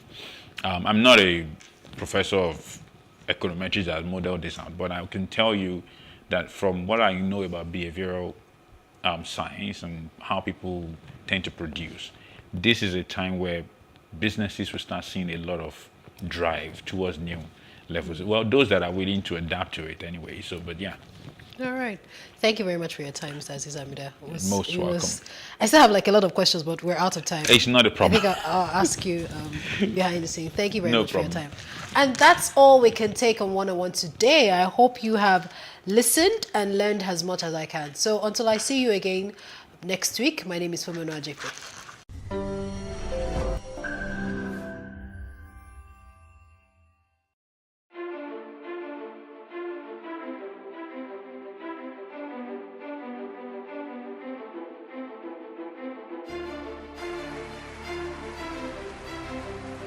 This medal has been directed to empower 1,000 persons with disabilities in each state in the next 12 months. When I start hearing the shoot of gun.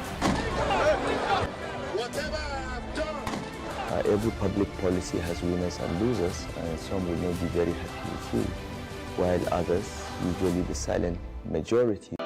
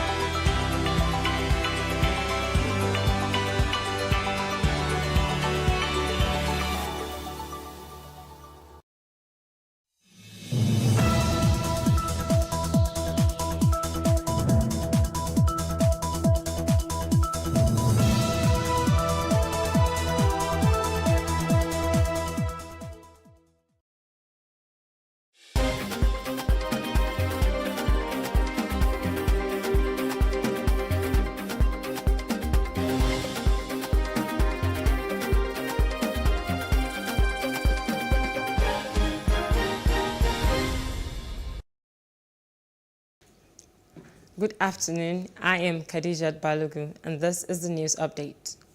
Islamic clerics have performed the final Islamic rite for the late monarch. The chief imam of Oyo State, Masood Ajokidero, led other members of the Oyo State League of Imams to the Alafin of Oyo's palace for his burial. The head of Oyo Misi, who is the Prime Minister of Oyo Kingdom, High Chief Yusuf Ayola, described the death as a great loss. In a related development, hundreds of sympathizers, mourners, traditional rulers, religious leaders and politicians have thronged the Alafin Palace, Akeson, Oyo State, on Saturday following the death of the Alafin of Oyo, Obalamidi Adeyemi III. Some of the sympathizers were seen crying, while others hailed the late monarch. Meanwhile, former President Olusegun Obasanjo says the passage of the late Alafin of Oyo, Obalamidi Adeyemi, is like a dream. Obasanjo, in a letter of condolence to the Oyo State Governor, Seyi Makinde, made available through his special assistant on media, Kehinde Akinyemi in Abeokuta, described the late monarch as a symbol of a nation's epic struggle for self-discovery and self-actualization. Obasanjo, who is presently in Ethiopia, condoled with the governor, the family of Oba Adeyemi, and the entire people of Oyo on the transition. Now moving on to Imo State, let us warn you ahead that some images are gory. About 50 persons have been burned to ashes in Ohaji Egbema local government area of Imo State in a fire outbreak which occurred early hours of Saturday due to the activities of illegal oil bunkering in the Niger Delta area of the state. An eyewitness from the community said over 80 people have been hospitalized. More details in our subsequent bulletins.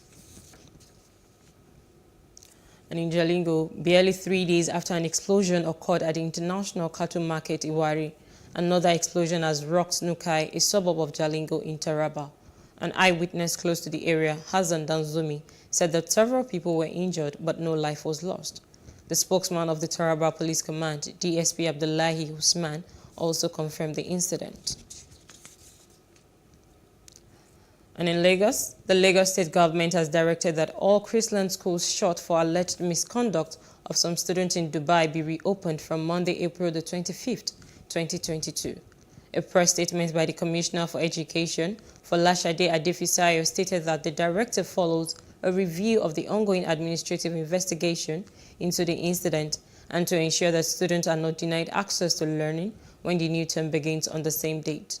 The state government had shut the schools for safety of students and the staff to ensure unhindered investigation of the incident. Delta State Governor Ifeanyi Okowa has blamed the coronavirus disease that rocked the state and the world at large as the cause for the developmental setbacks the state is experiencing. The governor, who made the statement as an inspection of the agro-industrial park in the state, noted that the state is doing everything possible to build industries for youth to be gainfully employed. We've traveled to China. We have firm commitments concerning gas parks, gas-based industries.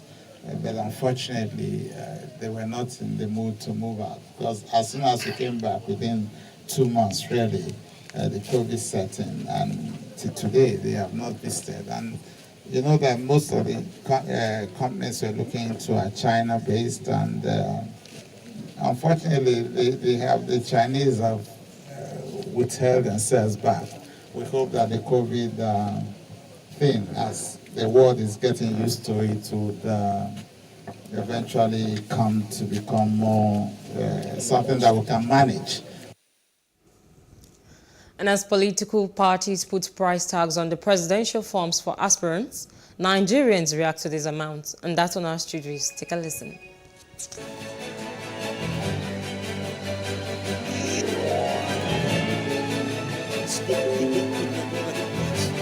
know it's hard, I know it's not, because in a short while you will bring the evidence. Yeah, I know! People, these are things that we need to take into consideration when making our choice of a party to support or the candidates to support, because there is consequence of such things being put in place. You don't expect someone that pays a huge price and buys from his pocket to actually then not want to recoup that money. Where do they get such money from to buy just a form where it's not guaranteed you're going to win? So as citizens, we need to be watchful of that and make our decisions. It's not ideal, especially if you look at what's going on in the country now. 100 million is a lot of money. I don't want to use the word absorb, but it's a lot of money. And the consideration is, for me, is what's the basis? How did you come about 100 million? I think the other parties are doing 40 million, 35. Even 10 million is a lot of money, given the fact that we're looking for a leader now who doesn't necessarily have to have all the way to do financially, but a leader who knows what it is that the country needs or is expected of him. They are making the money for the party. The party belongs to the money belongs to the party. So you can never say maybe it's wrong or it's right. Because even though they say it's a trillion. If you have the power, you do it, you pay it. It doesn't make any sense at all. That's too much. At least should have been like 50,000 at least. Actually, that's too much. 100 million, no. 100 million, 100,000, I don't understand. 100 million, no, that's too much. No, it's too much. No. If a Nigerian, an individual will bring out 100 million from his purse to buy for form to run for the presidency, meaning that he has trillions of naira in his account. Therefore, EFCC is supposed to go there and find out what is working. If you happen to buy the form too, what are you going there to do? You must bring your money back, put your interest before you think of others. That's ridiculous. In fact, when I heard the news, and I'm wondering, where do they want like genuine people to actually get this kind of money? People that can afford it are people that are actually stealing. The other time, a certain man did a burial and EFCC invited him over to probe him because of the money he spent for the burial. So EFCC should also invite these ones that are able to buy these forms and then probe them and ask them where they got that money from, because you can't tell me it's not it's genuine. Even if it's genuine, when they enter now, they will want to steal and get back that money.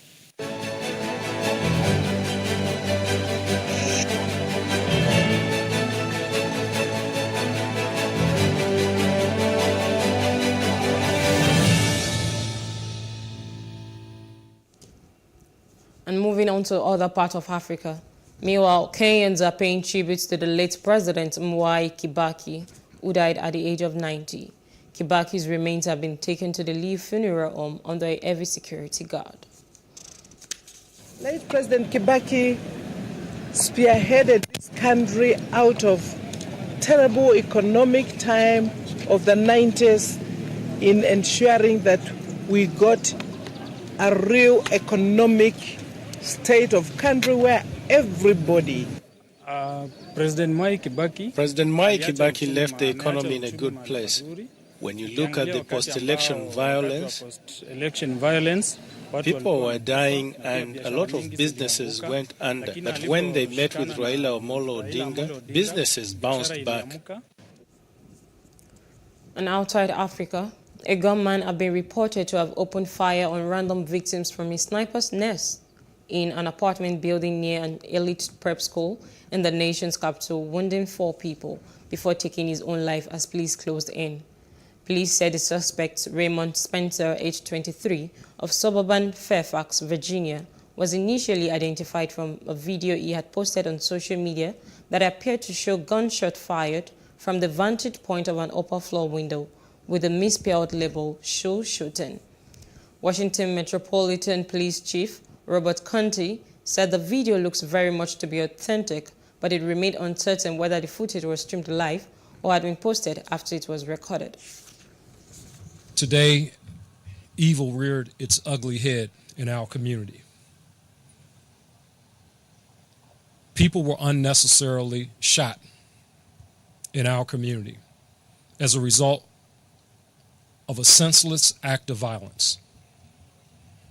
So far, I can report to you that the victims, we have 4 victims, and those victims are being treated at area hospitals.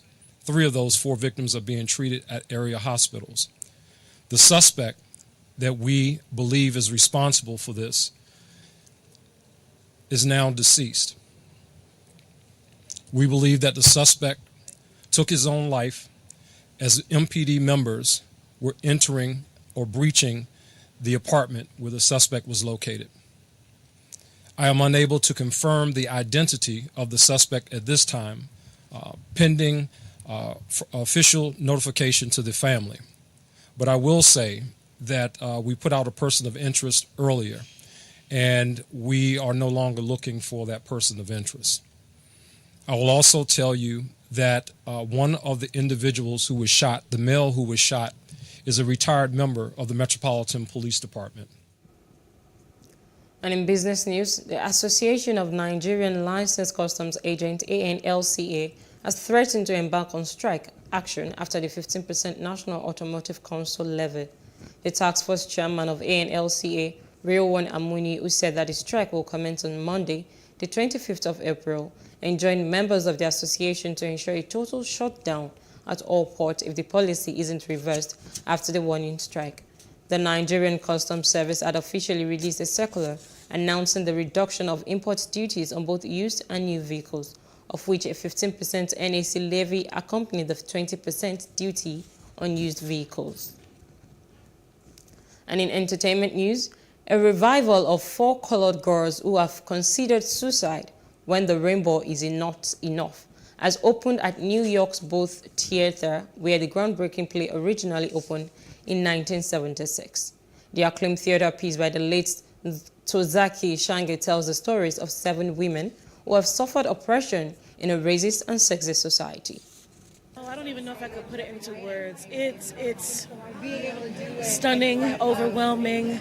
I mean, there are certain moments in the play where, you know, if I'm dancing, she's very still, but as soon as I stop, I can feel her. And now, like, since I'm about to explode pretty much, I can see her moving. It's incredible. When I realized that Kanita was pregnant, I thought that was probably the best. I don't know how the universe put it together. You know, you couldn't have written that. And it's like, this piece is about sisterhood, womanhood, and it's like, what better way to show that with motherhood? Like, she is creating life. As for the show's relevance 46 years later, Amara Granderson, who plays Lady in Orange, summed it up. There are things that are kind of reminiscent of the 70s now, again, just, you know, whatever that means. But I think that we're in a place now, especially in the past 2 years, it's been such a pressure cooker. So people of color, women, Black women are ready to speak their truth and are ready to be heard, because societally the odds are against us. So. The reimagining of the late Ntozake Shange's play was directed by Camille A. Brown, the first Black woman to direct and choreograph a play in nearly 67 years. And in sport news, Tracy Austin, who won the U.S. Open in 1979 at age 16, said negative comments directed at young players has only increased in recent years and advised them to avoid social media as much as possible. The former world #1 said players like teenager Imari Dokanu, who rocketed to fame after winning the U.S. Open last year, and has since said she has been unfairly criticized for her work ethic, should try to log off as much as possible. The two-time major champion, whose Hall of Fame career was cut short by injuries and a car accident, said that when she was rising to the top of the game, she was advised not to pick up the newspaper or watch what people were saying about her on television. There's going to be hate everywhere. She's beautiful. She speaks well. She's bright. She's athletic. She's won a major. She's a multi-millionaire. And the problem with that is that most people are going to be jealous of that. So, you know, jealousy with a capital J is evil. So back away from that if you can. It's not always easy. I'm sure they're intrigued about what people are saying. But, you know, stick to, if it's possible, stick to your values.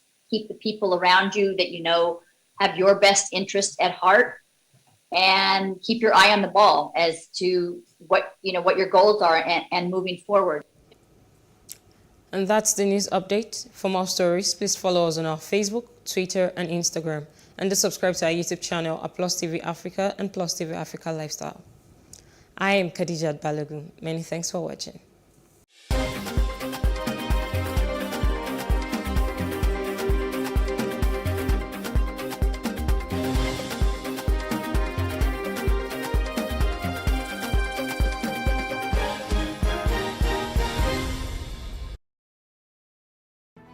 There is no voting on social media. To vote, you would require a permanent voter's card. To get your PVC, visit cvr.inecnigeria.org. Create your account with a valid email address and start the registration process. An activation link will be sent to you. Click on the link and activate your account. Fill out the form, pick and submit a convenient date and time for your biometrics. Print the application slip, which should have your QR code. On the appointed date, go to the nearest INEC office for your biometric capturing. Thereafter, you will get a registration slip to pick your permanent voter's card when ready. Get your PVC today. This message is from PlusTvAfrica.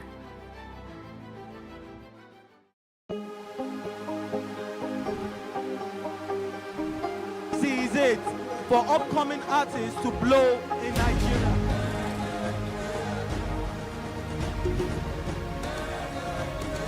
Welcome to Plus Trending. I am Bookie November, your host, saying thank you for joining us on today's episode. Welcome back. It's tea time on PlusTvAfrica. Practice makes perfect. I'm not perfect yet, but I'm a lot better than I used to be. He's a king. He's entitled to marry 100 if he wants to.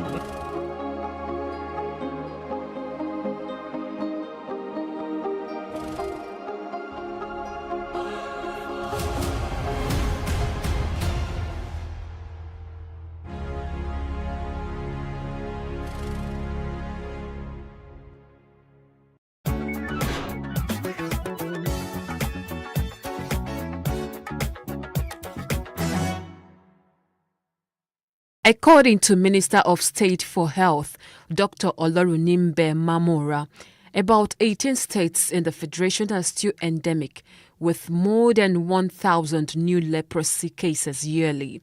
He explained that the number of new leprosy cases detected yearly has significantly dropped from over 7,827 in 1994 to less than 2,000 in 2020. The Voice of Humanitarian Aid's Foundation took to the streets to march against the ostracization of people affected by leprosy and loud about changing the narrative.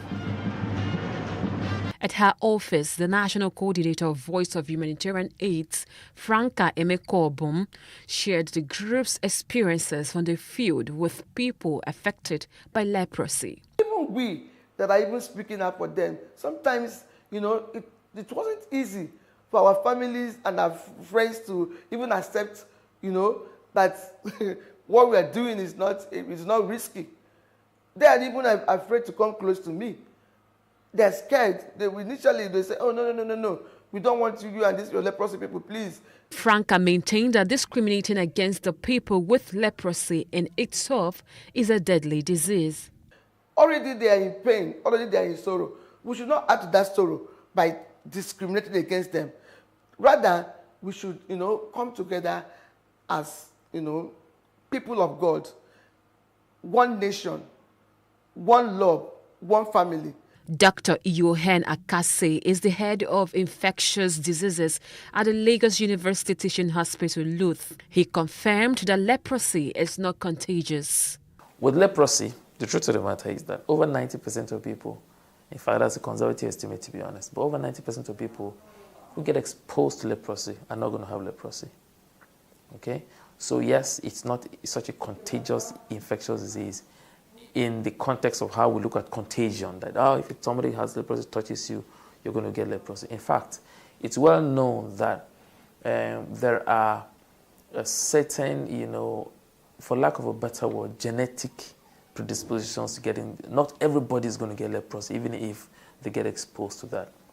Picking somebody who has already had a deformity at that time to keep him isolated, apart from the fact that it's not interrupting the chain of transmission, it has, like you said, it entrenches the concept of stigma, denies them of being productive, being rehabilitated and getting on with their lives, living a normal life as possible. And also, generally, doesn't achieve much, to be honest. Jim Mohammed is a survivor of leprosy. He was affected at the age of 19 when he gained admission into Ahmadu Bello University, but could not continue his studies. That was 1999, the first time I just detected that I got a leprosy, because I don't even know that it's a leprosy before. I was just told that I have some patches in my body, which I was just thinking that is just be a ringworm. They are calling it a las egedomi.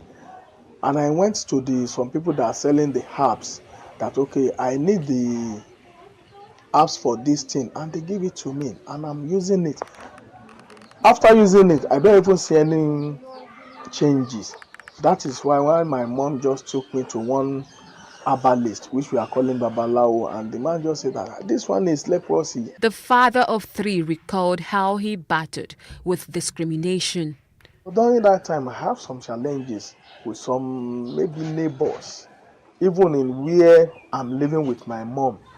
One of the person that, the owner of the house, because we rented that house by then, we just said that, this one, we have to take it outside because his father has house. Definitely you should go to his father's house. Don't let me lie to you. My faith is not solid by then. Because I was just thinking, asking God, why me? The survivor is the chairman of the Association of People Affected with Leprosy and the PRO of the national body. He is particular about ensuring that nobody with leprosy ends up as a beggar on the streets.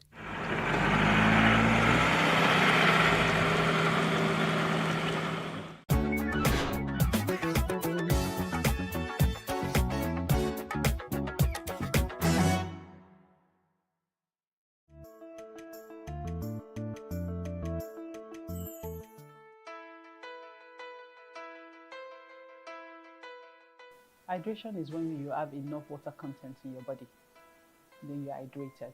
And what is dehydration? Dehydration is the opposite of hydration. That's lack of water. And a lot of people are suffering from dehydration. Why are they suffering from dehydration? A lot of people find it difficult to drink water. It's healthy for you to get up in the morning and drink water, a glass of water. Cleanses your system. It makes you start on a good mood. It's is when you take enough water, your skin equally glows. You know, your mood is well balanced. You're not feeling tired, because when you are dehydrated, you tend to feel tired. You tend to feel sick because your body is toxic. You understand? So your body is toxic, and things that are not supposed to be in your body are being retained in your body instead of it being flushed out. When you are properly hydrated, then you pee, you go to the toilet, you urinate, you sweat well, which is very, very healthy. In doing that, the excess things you do not require, the toxins you do not require are passed out from the body. So it makes you healthy.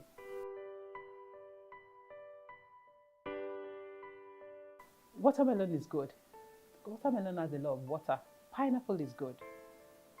You know, you can take this fruit like cucumber.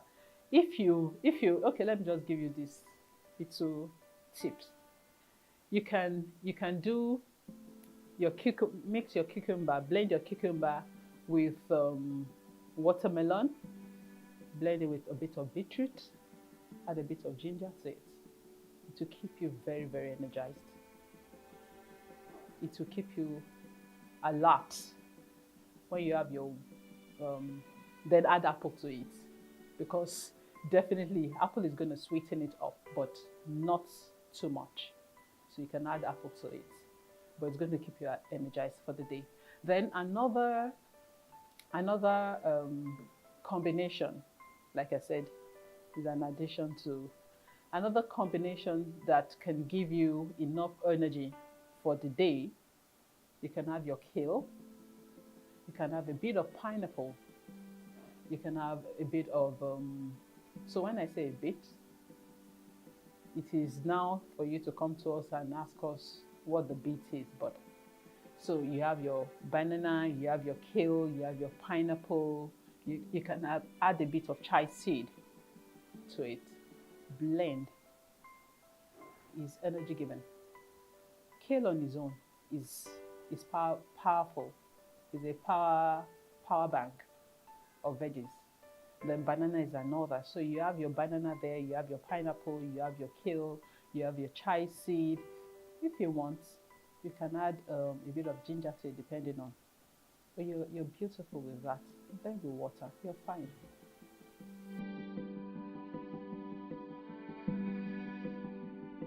Well, we need to have fruit in our life because we don't want to go to the hospital. They help fight they help combat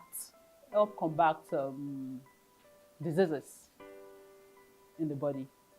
So you derive vitamins from fruits. Your body absorbs your food properly when you eat well. When you take in fruits, your body metabolizes the food you eat. You're not constipated while you eat. Your body metabolizes your food properly. When you take enough fruit, you have a very glowing skin. When you take fruits, you have vitamins, it helps aging. Some of us that are tending towards and we don't want to look old, take enough fruits. You'll be fine. Your face, your skin, everything will glow.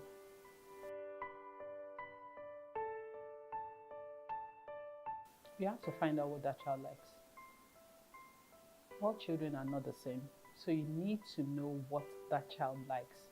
When you find out what the child likes, then you start mixing fruit together. Most children, not all of them anyway, they have sweet tooth. So it could be a combination of banana with some other things, But the first thing is to find out what the child likes. When you get what the child likes, then day in, day out, you introduce it into their meals. You can make it into smoothies. You can make it into juice for them because it's easier to take. When you make juices or you make smoothies, it's easier for them to take a whole lot of nutrients into their body within a short time.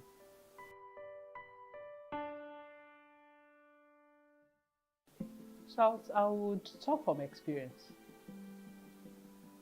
If I want to, cucumber for example, not everybody likes cucumber because cucumber is tasteless. But for you to enjoy cucumber has high water content and it's really good for the body. But for you to enjoy cucumber, you can combine your cucumber with other fruits that you love to eat. Take for example, some people like pineapple, some people like apple. Combine it with the fruit you enjoy, then you can make it into probably juice. You can juice it, you can make smoothies of it. You can make your salad interesting. When I say interesting, make your veggies, add some fruit to it. Add your chicken and all that, then add some fruit to it.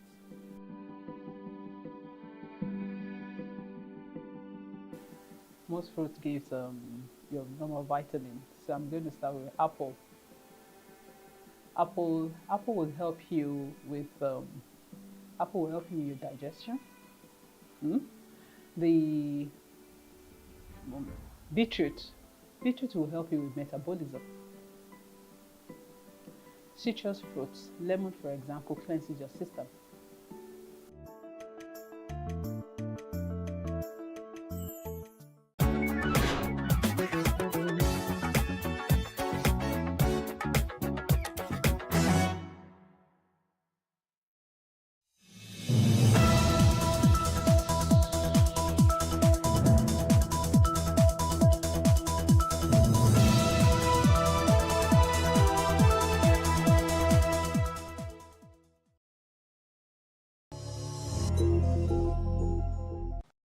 Hello and welcome to Tea Time Roundup on Plus TV Africa, where the big stories live.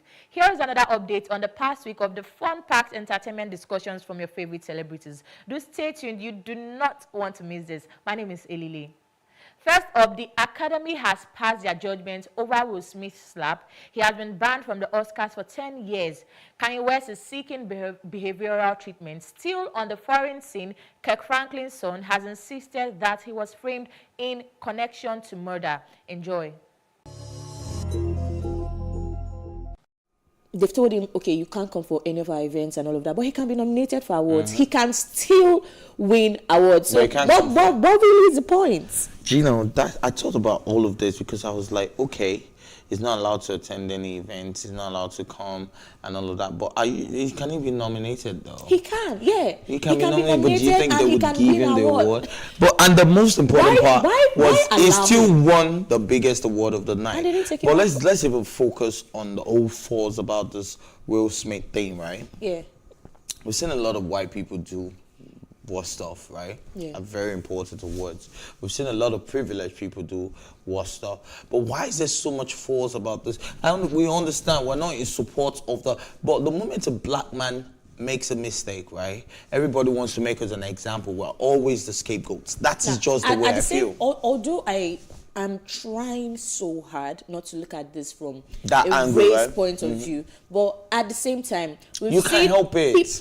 People say, I don't think we should name names, but Roman Polanski or something like that. He was expelled from the academy 30 years after he confessed to being a child predator, like he was a pedophile. So, and at the same time, people will tell you that, oh, all these people you can only speculate, but until you are proven guilty by the court of law. Innocent until proven guilty. But he fled the country. You know, he did flee the country. So I think that is more than enough to tell you that he was guilty. We've seen cases of different people, even those that tried to. It's not like they didn't even know that this guy was guilty, but they decided to turn a blind eye. Make excuses. Exactly, we tried to make excuses. Blind eye. But at the same time, I'm looking at it from the perspective that this was done in the glare of the whole world, and because they did not take immediate action. I do not. But they claimed violence. They did. Yeah, they didn't because they allowed him to stay 40 minutes and receive his award. Yeah. 40 minutes later, he received this award. Were they the ones that told him to leave the venue?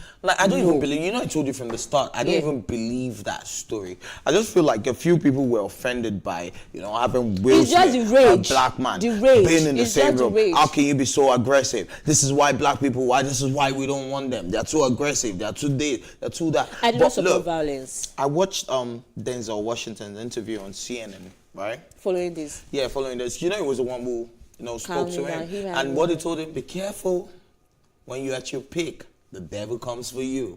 Do you understand? That's what he told Will Smith that night. And then when he got there, it was like, okay, it's not in support of what happened, but sometimes he could tell that it was from a place of pain, a plane of rage, and sometimes it what's the word now? Transcends. Yeah, into anger. And then you just begin to show your pain and emotions and tragedy. There's a word here actually, trauma and pain. So this guy was a guy who was traumatized. Of course, his wife was losing her hair. He didn't marry, he didn't marry a woman without hair, right? Yeah. He married her for something, right? He married her for everything, right? Yeah. And then suddenly, her hair is falling off. She's definitely not happy. He's definitely not happy. That's trauma for them. But you do know that Jada, after this whole thing, said she thought Will's actions to be unnecessary or too much. Did you see that? Because everybody knows. There are times that, look. See, I did something for you. Now, let us assume that is actually what happened. He did it for Jada. No, they must have spoken. And not for his ego and everything. You do not come out. The whole world is against me. You do not come out to join them. Let me explain something about relationships that a lot of people fail to understand. It's not about correcting me or chastising me that is the problem. It is how it is said most of the time. She came from a good place because the truth is, she didn't walk away. Some other women will be like, oh, I don't want to be associated with that man. They walk away from it. Do you get what I mean? They just walk away from the scenario. She stayed with him. She stayed. She was there. They must have had, the pillow talk, when it was a lot calmer. And he must have said, babe, I didn't really appreciate the fact that you went on stage. Because if I did that, I would have expected my wife, a woman that I am legally married to tell me, don't be on my side. It's not because I'm your husband, then I mess up. You can tell me the truth, right? And I also don't expect you to be a hypocrite. You get it? Because at the end of the day, you need to let the whole world know exactly how you feel about it. And you have to have a stand. And if you know Jada, she has a platform. Now, you see, it's one thing for you. You can't support a husband who's going to ruin all of that for her. That's fine, and that is very good. But, you know, it's one thing for you to... You know, Jada is known for throwing words carelessly. She just says situations. The marriage to Will Smith was not something she wanted. She cried on the wedding. But that's what the open relationship is all about. Yeah, we are coming to that. Yet Will Smith put himself. But see, there's a mood in that video. I just saw the video when it was saying, "Keep my wife's name out of your mouth," right? Yeah. There was a lady behind him that just. Lupita Nyong'o. Lupita, like Lupita was like. What is She's the meme of the season. What is going on here? Is the mood like? But at the same time, rapper Kanye West is apparently moving forward with his plans to seek help for his mental health issues despite recent denial. According to reports, Kanye wants behavioral treatment to be a better human and better dad for his 4 kids, whom he shares with his former wife, Kim Kardashian. A source told the site that his team is looking at places with a luxury component. So people go make, see, you guys forgive me, some people go make madness hungry. the way they are. Yeah. Yeah, that luxury. They're very particular about luxury. When I was reading the story of blogs, you see them, they'll highlight the luxury, like it has to be luxury. But what do you I know some people will feel like that's an insensitive comment, but no, that's not what it is. It's just like some people. So you look at people that have terminal illness, right? Yeah. Sometimes you know that this person is gonna die, but they're going to still give them like the best 5-star room where they're getting treated. If you are going to go well. Yeah. Exactly. So if you're going to lose well. It's true now. But and then the one that baffles me though, because if I but you know, okay, I'll come back to this. The one that baffles me is when people die and you're doing the old grave, gold, everything gold. That one I waste of money. When you have the money, spend it. No, me, I want to be burnt. I want to be cremated. That also goes. They're going to spread the ashes. They're not going to keep it. They spread the ashes. No, spread the ashes. Just spread it everywhere.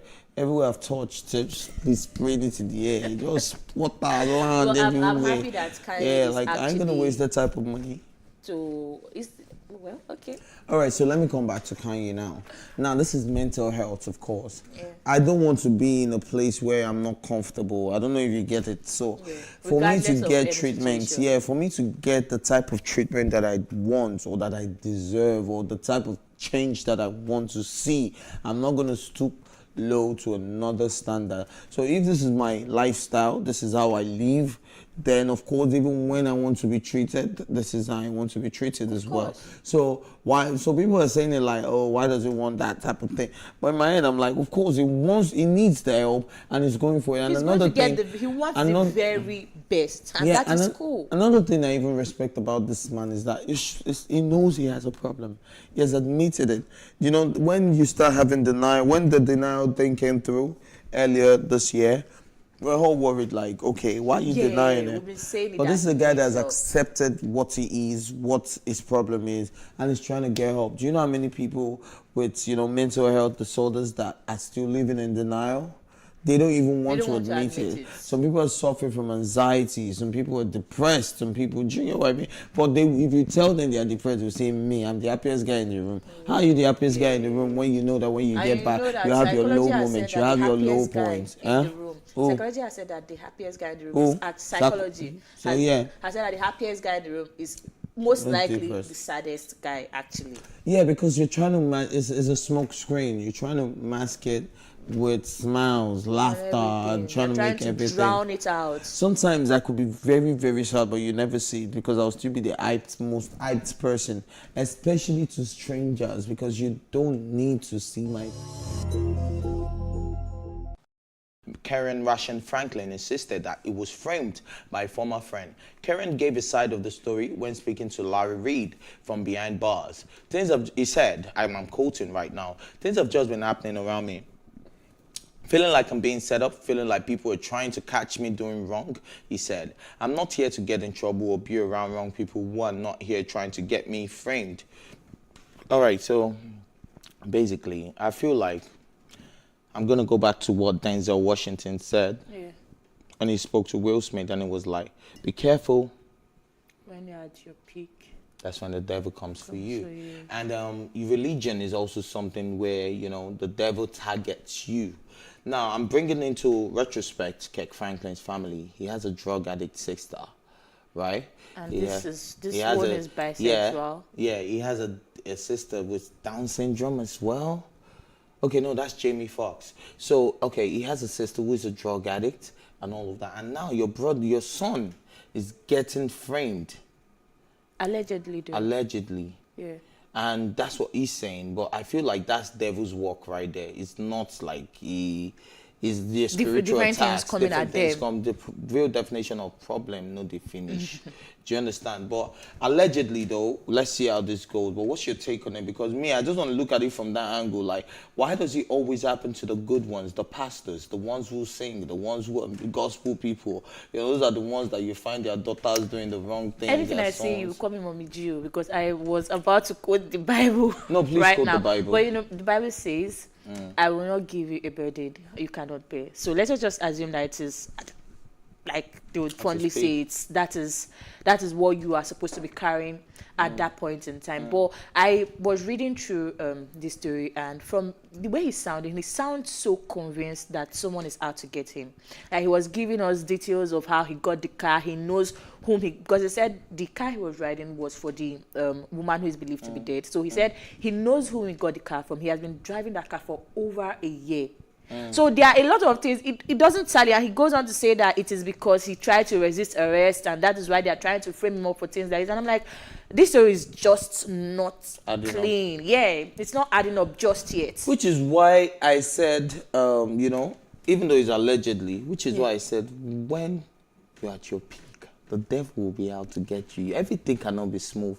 So this could have happened. He could have been guilty, but it's an ongoing case, so we really don't have any say. So we'll just have to watch out and see how it unfolds. But me, I'm just coming from the part that why does the worst thing happen to religious people, to the ones who are closer to God? And then you now see these people that, okay, let's bring it back to Nigeria. You see a lot of people that are doing 9 to 5, that they struggle and walk their behind off, they sit in traffic. I see a bunch of boys that just sleep during the day and wake up at night and they just press their computer. And they're driving the most luxurious cars. Living the best lives. They carry fire for it. I've been trying to remember this P-Square lyric. Something about it is something about just the good people don't get the best of things. It is the worst people that get the best of things. When I try to look at all these things, when I try to ask all these questions, I'm like, I'm practically wasting my time, because when you ask one question, you try to answer that question, it leads to another question. You keep on asking. So I'm just like, okay, we'll just take it how it goes. Let us just hope and have faith that everything is going to work out. But concerning this particular story, it doesn't add up at all. Like I read on different blogs. I actually went and I was reading the stories. I'm like, there are so many things. It's just too widespread, and when you try to piece it together, it doesn't make sense. Yeah, it doesn't make sense. But of course, we'll see how it unfolds. Definitely. Yeah, let's definitely see how it unfolds. I try not to talk about ongoing cases, because at the end of the day, they'll say this man is free. Yeah, or you understand? He was framed. It becomes that you're trying to defame the person. So, you know, you can't speak on the law. But I hope, you know, Kirk Franklin and his family, you know, are actually going to get consoled at this time, because this is a lot. This is a lot. Like, this is a whole lot. Oh man, I can't imagine what they are going through right now as a family. Hey, what's up guys? You're welcome to another edition of Plus Event, and I remain your host, Ifeoluwa Oshukeye. Your absence isn't an excuse anymore, as Plus Events is all you need, as we bring you the glitz, the glamour, and loads of fun. Oh, definitely, by no question. He's a living legend.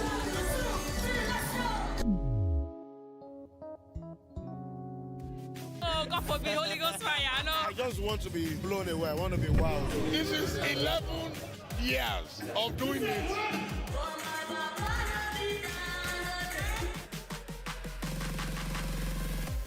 I'm surrounded by so much positivity. No, it's okay. Yo, what's up, my people? It's your boy Starboy Terry. You're watching Plus Event on Plus TV. Stay glued to Plus TV Africa every Saturday and Sunday, 4:30 p.m. West African time.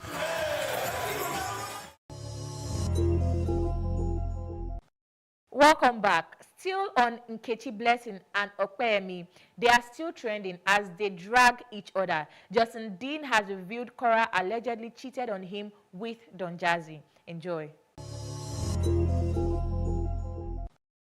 You know, I like it when people show off their love life. I love it when people are happy in their relationship, in their kind of.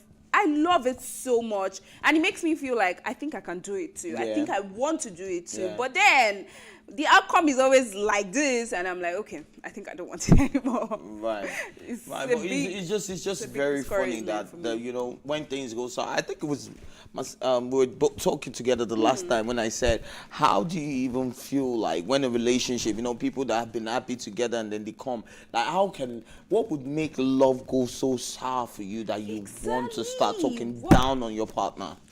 Mine is, why does it go from sweet so to sour, beautiful to immediate in no time? And another reason they've not broken up for how long, and then look at this already, and I'm like, you shared the same bed, you shared food, you shared love, you shared a lot of things with this person, all in the name of love. You would only stay with somebody who you actually love a little bit, even a little bit. There was actual love. Exactly. Like, no matter the fault or no matter the problem that person has, there's this love that keeps pushing you until you get to that wall and you're like, okay, I can't go anymore. But can you remember when Nkechi was dating a younger guy? It wasn't so long ago as well. You know, the guy that they used to do the... Nkechi has been in so many relationships. Yeah, no, there was this one just before Honorable Falegon. Okay. There was this particular guy on braids that they were always showing each other with, you know, different toys and stuff like that. Like, I saw that. I'm wondering, like, if I have a woman that is in that space, right? It's either I'm ready to trust you with all my heart, or I'm ready to lock up and ignore. Do you get what I mean? Yeah, sure. So I feel like he has a problem in the sense that he already knew the type of woman he was getting in bed with, he was getting into a marriage with. So all of this now, you know, they consign me personally. Do you understand? You know, they consign. So you just focus on yourself. You get what I mean? You already knew the type of thing you were getting into. A man should actually know when to shut up. Like, just keep quiet. You don't have to. And when does it get to that point? According to Nkechi now, she's the third woman living in. Yeah. And I'm like, when does it get to that point you have to stop? Are you really thinking of having a girlfriend now? Right. Is that the next step of action? Or you were actually throwing shade or chasing clout? What was your point, or what was the message you were trying to pass? You're just living a relationship, a marriage with somebody, and then you want to jump into another one by putting out the criteria of what you want in the next woman. Without being jilted by 3 women. Can you imagine? How? Like, so when last week, right, when this whole thing, that didn't even escalated to this point, when I messaged Nkechi and I was like, hope you're good. And she's like, if I'm in a very good place right now. Okay. And I respected that. So what I feel is not in a good place. I respected it because if she feel like this is the way she can heal. Right? I don't know Honorable Falegon, but at least I know about Nkechi on this show, and I know I've kept a mutual relationship with her as well. So I don't know him, but I know her. So the first person I can ask about your mental health is Nkechi. So, you know, I think like this is where family and friends need to step in and actually check up with them. Because, breakup might seem like, no, we break up, break fast now, national kick. My sister, sometimes that national cake, they choke you for truth. My dear, even if you want some more courage, my darling. So, you know, everybody that, you know, closer to them, people are, you know, this is time to check up on both of them and just keep them in check. Exactly. You know, go your way peacefully. All right, so news getting to me is that, you know, Thatcher's kidnap was allegedly, it hasn't been confirmed, which is why I said don't let us tell the world unless it is real. Are you sure that it's fact? Because I've never heard that story in my whole entire life. Do you understand? So it's still allegedly, and that's what is getting to me. But we need to move on from this story. Anyway, so let's move on to the next story, and this one is on Justin Dean, who, husband of Nigerian popular dancer Cora Obidi, has accused of cheating on him with Maven record boss Don Jazzy. Justin Ward earlier last month ended his relationship with Cora over infidelity, which he repeatedly did while married to him, has now come to drop another bombshell. This guy,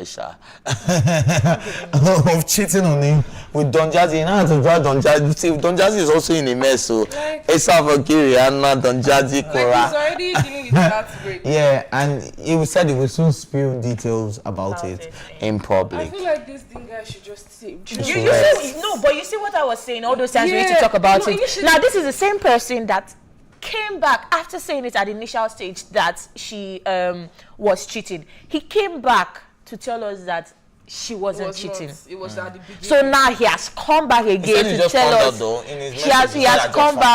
He has come back again to tell us that she was cheating. Like, can you just stay in one place? I know for certain there is, like, I am almost at the fine, we do not have the facts at hand, but for some reason I'm certain that yes, he was of the opinion that she has been cheating from the very start, and probably because of the heat and everything, he had to take back, retract that particular statement, and that is something he should not have done, because he has not stopped talking about this particular thing. So if you know you won't stop, why are you changing your facts? What do you think should be done if we ever find out that Don Jazzy did not even have anything to do with Cora? Because now I think all the stories are kind of connected. It still takes us down to these false accusations against people, because Don Jazzy might have just been very good friends. I have women that I've been friends with that my exes thought we were sleeping together. Do you get what I mean? So, and I'm sure it has happened to almost every one of us. There are people that we don't have anything and people talk about it. So, you know, what should be the punishment for people like that just come out and just,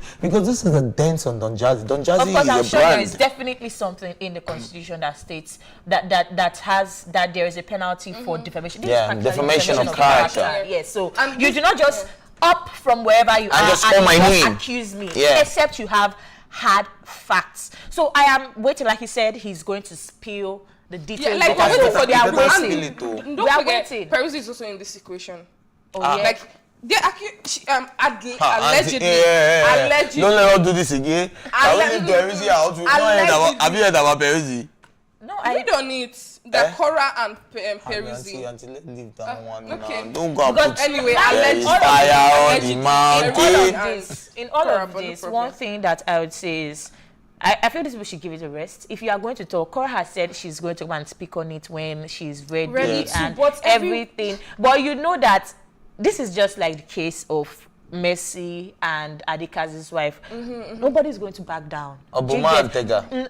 Like, Cora is chilled about it until she speaks about it. This man is going to keep... I feel the fact that she's so chilled about it, she's not really giving reactions is what is prompting this man to keep on talking and talking in a bit to get a reaction from her. But one thing I would say is that I just feel this man should take a break. If you are going to give us, if you are going to tell us... But that's what we keep saying, that a lot of the celebrities tend to milk their situation. If you are going to tell us, please just come straight and tell us. You did not come... This is exactly what I was saying, that they are both milking the situation, but at least now Cora has taken a break. But they are both milking the situation. If you are going to come and tell us, if you are going to come and tell us, I think one of all these blogs, he was speaking in one of all these stories. Why is he licking it? Of a weekly episode between Will and Chris, or Cora Obidi and her husband, because this has been going for the longest. I told you guys will keep on talking Blessing about and Falego. No, he hasn't started. Those ones too. They are trending. This one has gone weeks. Yeah, it's been weeks back. Talking about it on this thing for weeks now. Minding all of this, if you guys want to talk about it, that is fine and good. I've told you guys, online in-laws, that is what we are here for. We are going to listen and everything. But you do not come and tell us one thing today and you go and you tell us another thing that is directly contrasting the first thing you told us.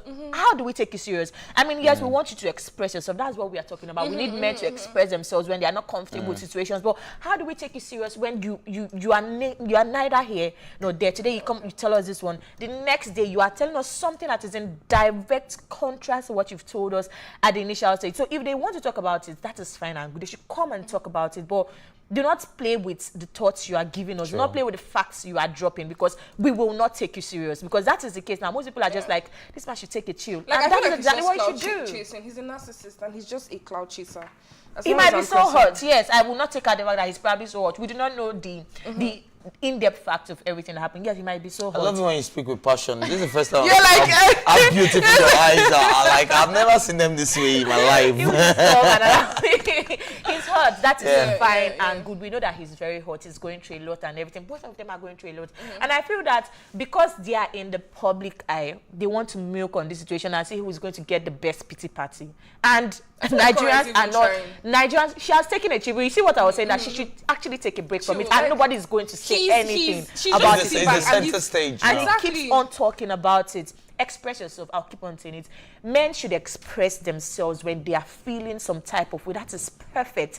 But do not, because we have told you express yourselves, or because you, of course, should express yourself. You just come and you keep on tossing around information. You go to this gossip blog today, you tell them this one, tomorrow you go to the next one. Makes no sense. There was a video that came up about him calling Cora names and being mean to her, and just being and he came out and said, oh, it was because he was hurt, and because she also said things back to him about her daughter, about their about their daughter that she regrets and all of that. Anyways, they should fix this. They should just remove my Don Baba J from this equation, because that's what me because now that Rihanna is single, maybe she will consider her Don Jazzy. You now want to come and spoil it for us. What's the meaning of that? But let us just hope that all of this is accusations. I don't know. I just want to hear. He said those spill, right? I'm patiently waiting. I want to see. Okay, both of you have been telling us that you will speak eventually. When they both speak, it better be worth it. I felt like if there was actually proof, when he said that he would have dropped the proof as well. No, milking the situation. But I want to just ask one question. If Rihanna and Don Jazzy start dating tomorrow, will you refer to Rihanna as your sister-in-law? Because me, I will. Why not? Yes, the Bucci. I'll give her name. No, but on a serious note, if I ever meet Rihanna, I'm going to. She's my friend. My guy. Your sister. No, if I ever meet Rihanna, the first thing I'm going to tell her is about Don Jazzy. If she doesn't already know, no. It's good. I will help. I will be his, You guys stop. It's wingman. Anyways, I'm just trying to suppress the issue at hand because Cora and of course Dane, they are being so dramatic. And one thing that I want to bring into consideration is the child. There's a little child. There's a toddler and an infant. In the picture. Can we think about those people's future? The internet never forgets. Receipts are always kept. They're always going to be there. Can they slow down all this talky for the sake of their children? And that brings me back to the issue of the divorce and affecting children I was talking about. In a video of Cora, when she was in a live video rather, we could hear her child crying and asking for the dad, and she didn't even know what to say.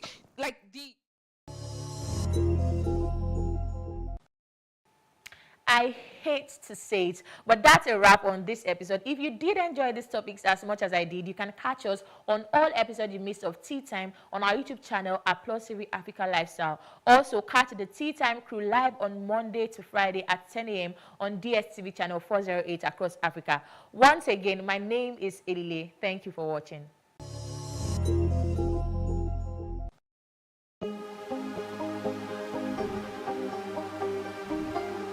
It for upcoming artists to blow in Nigeria.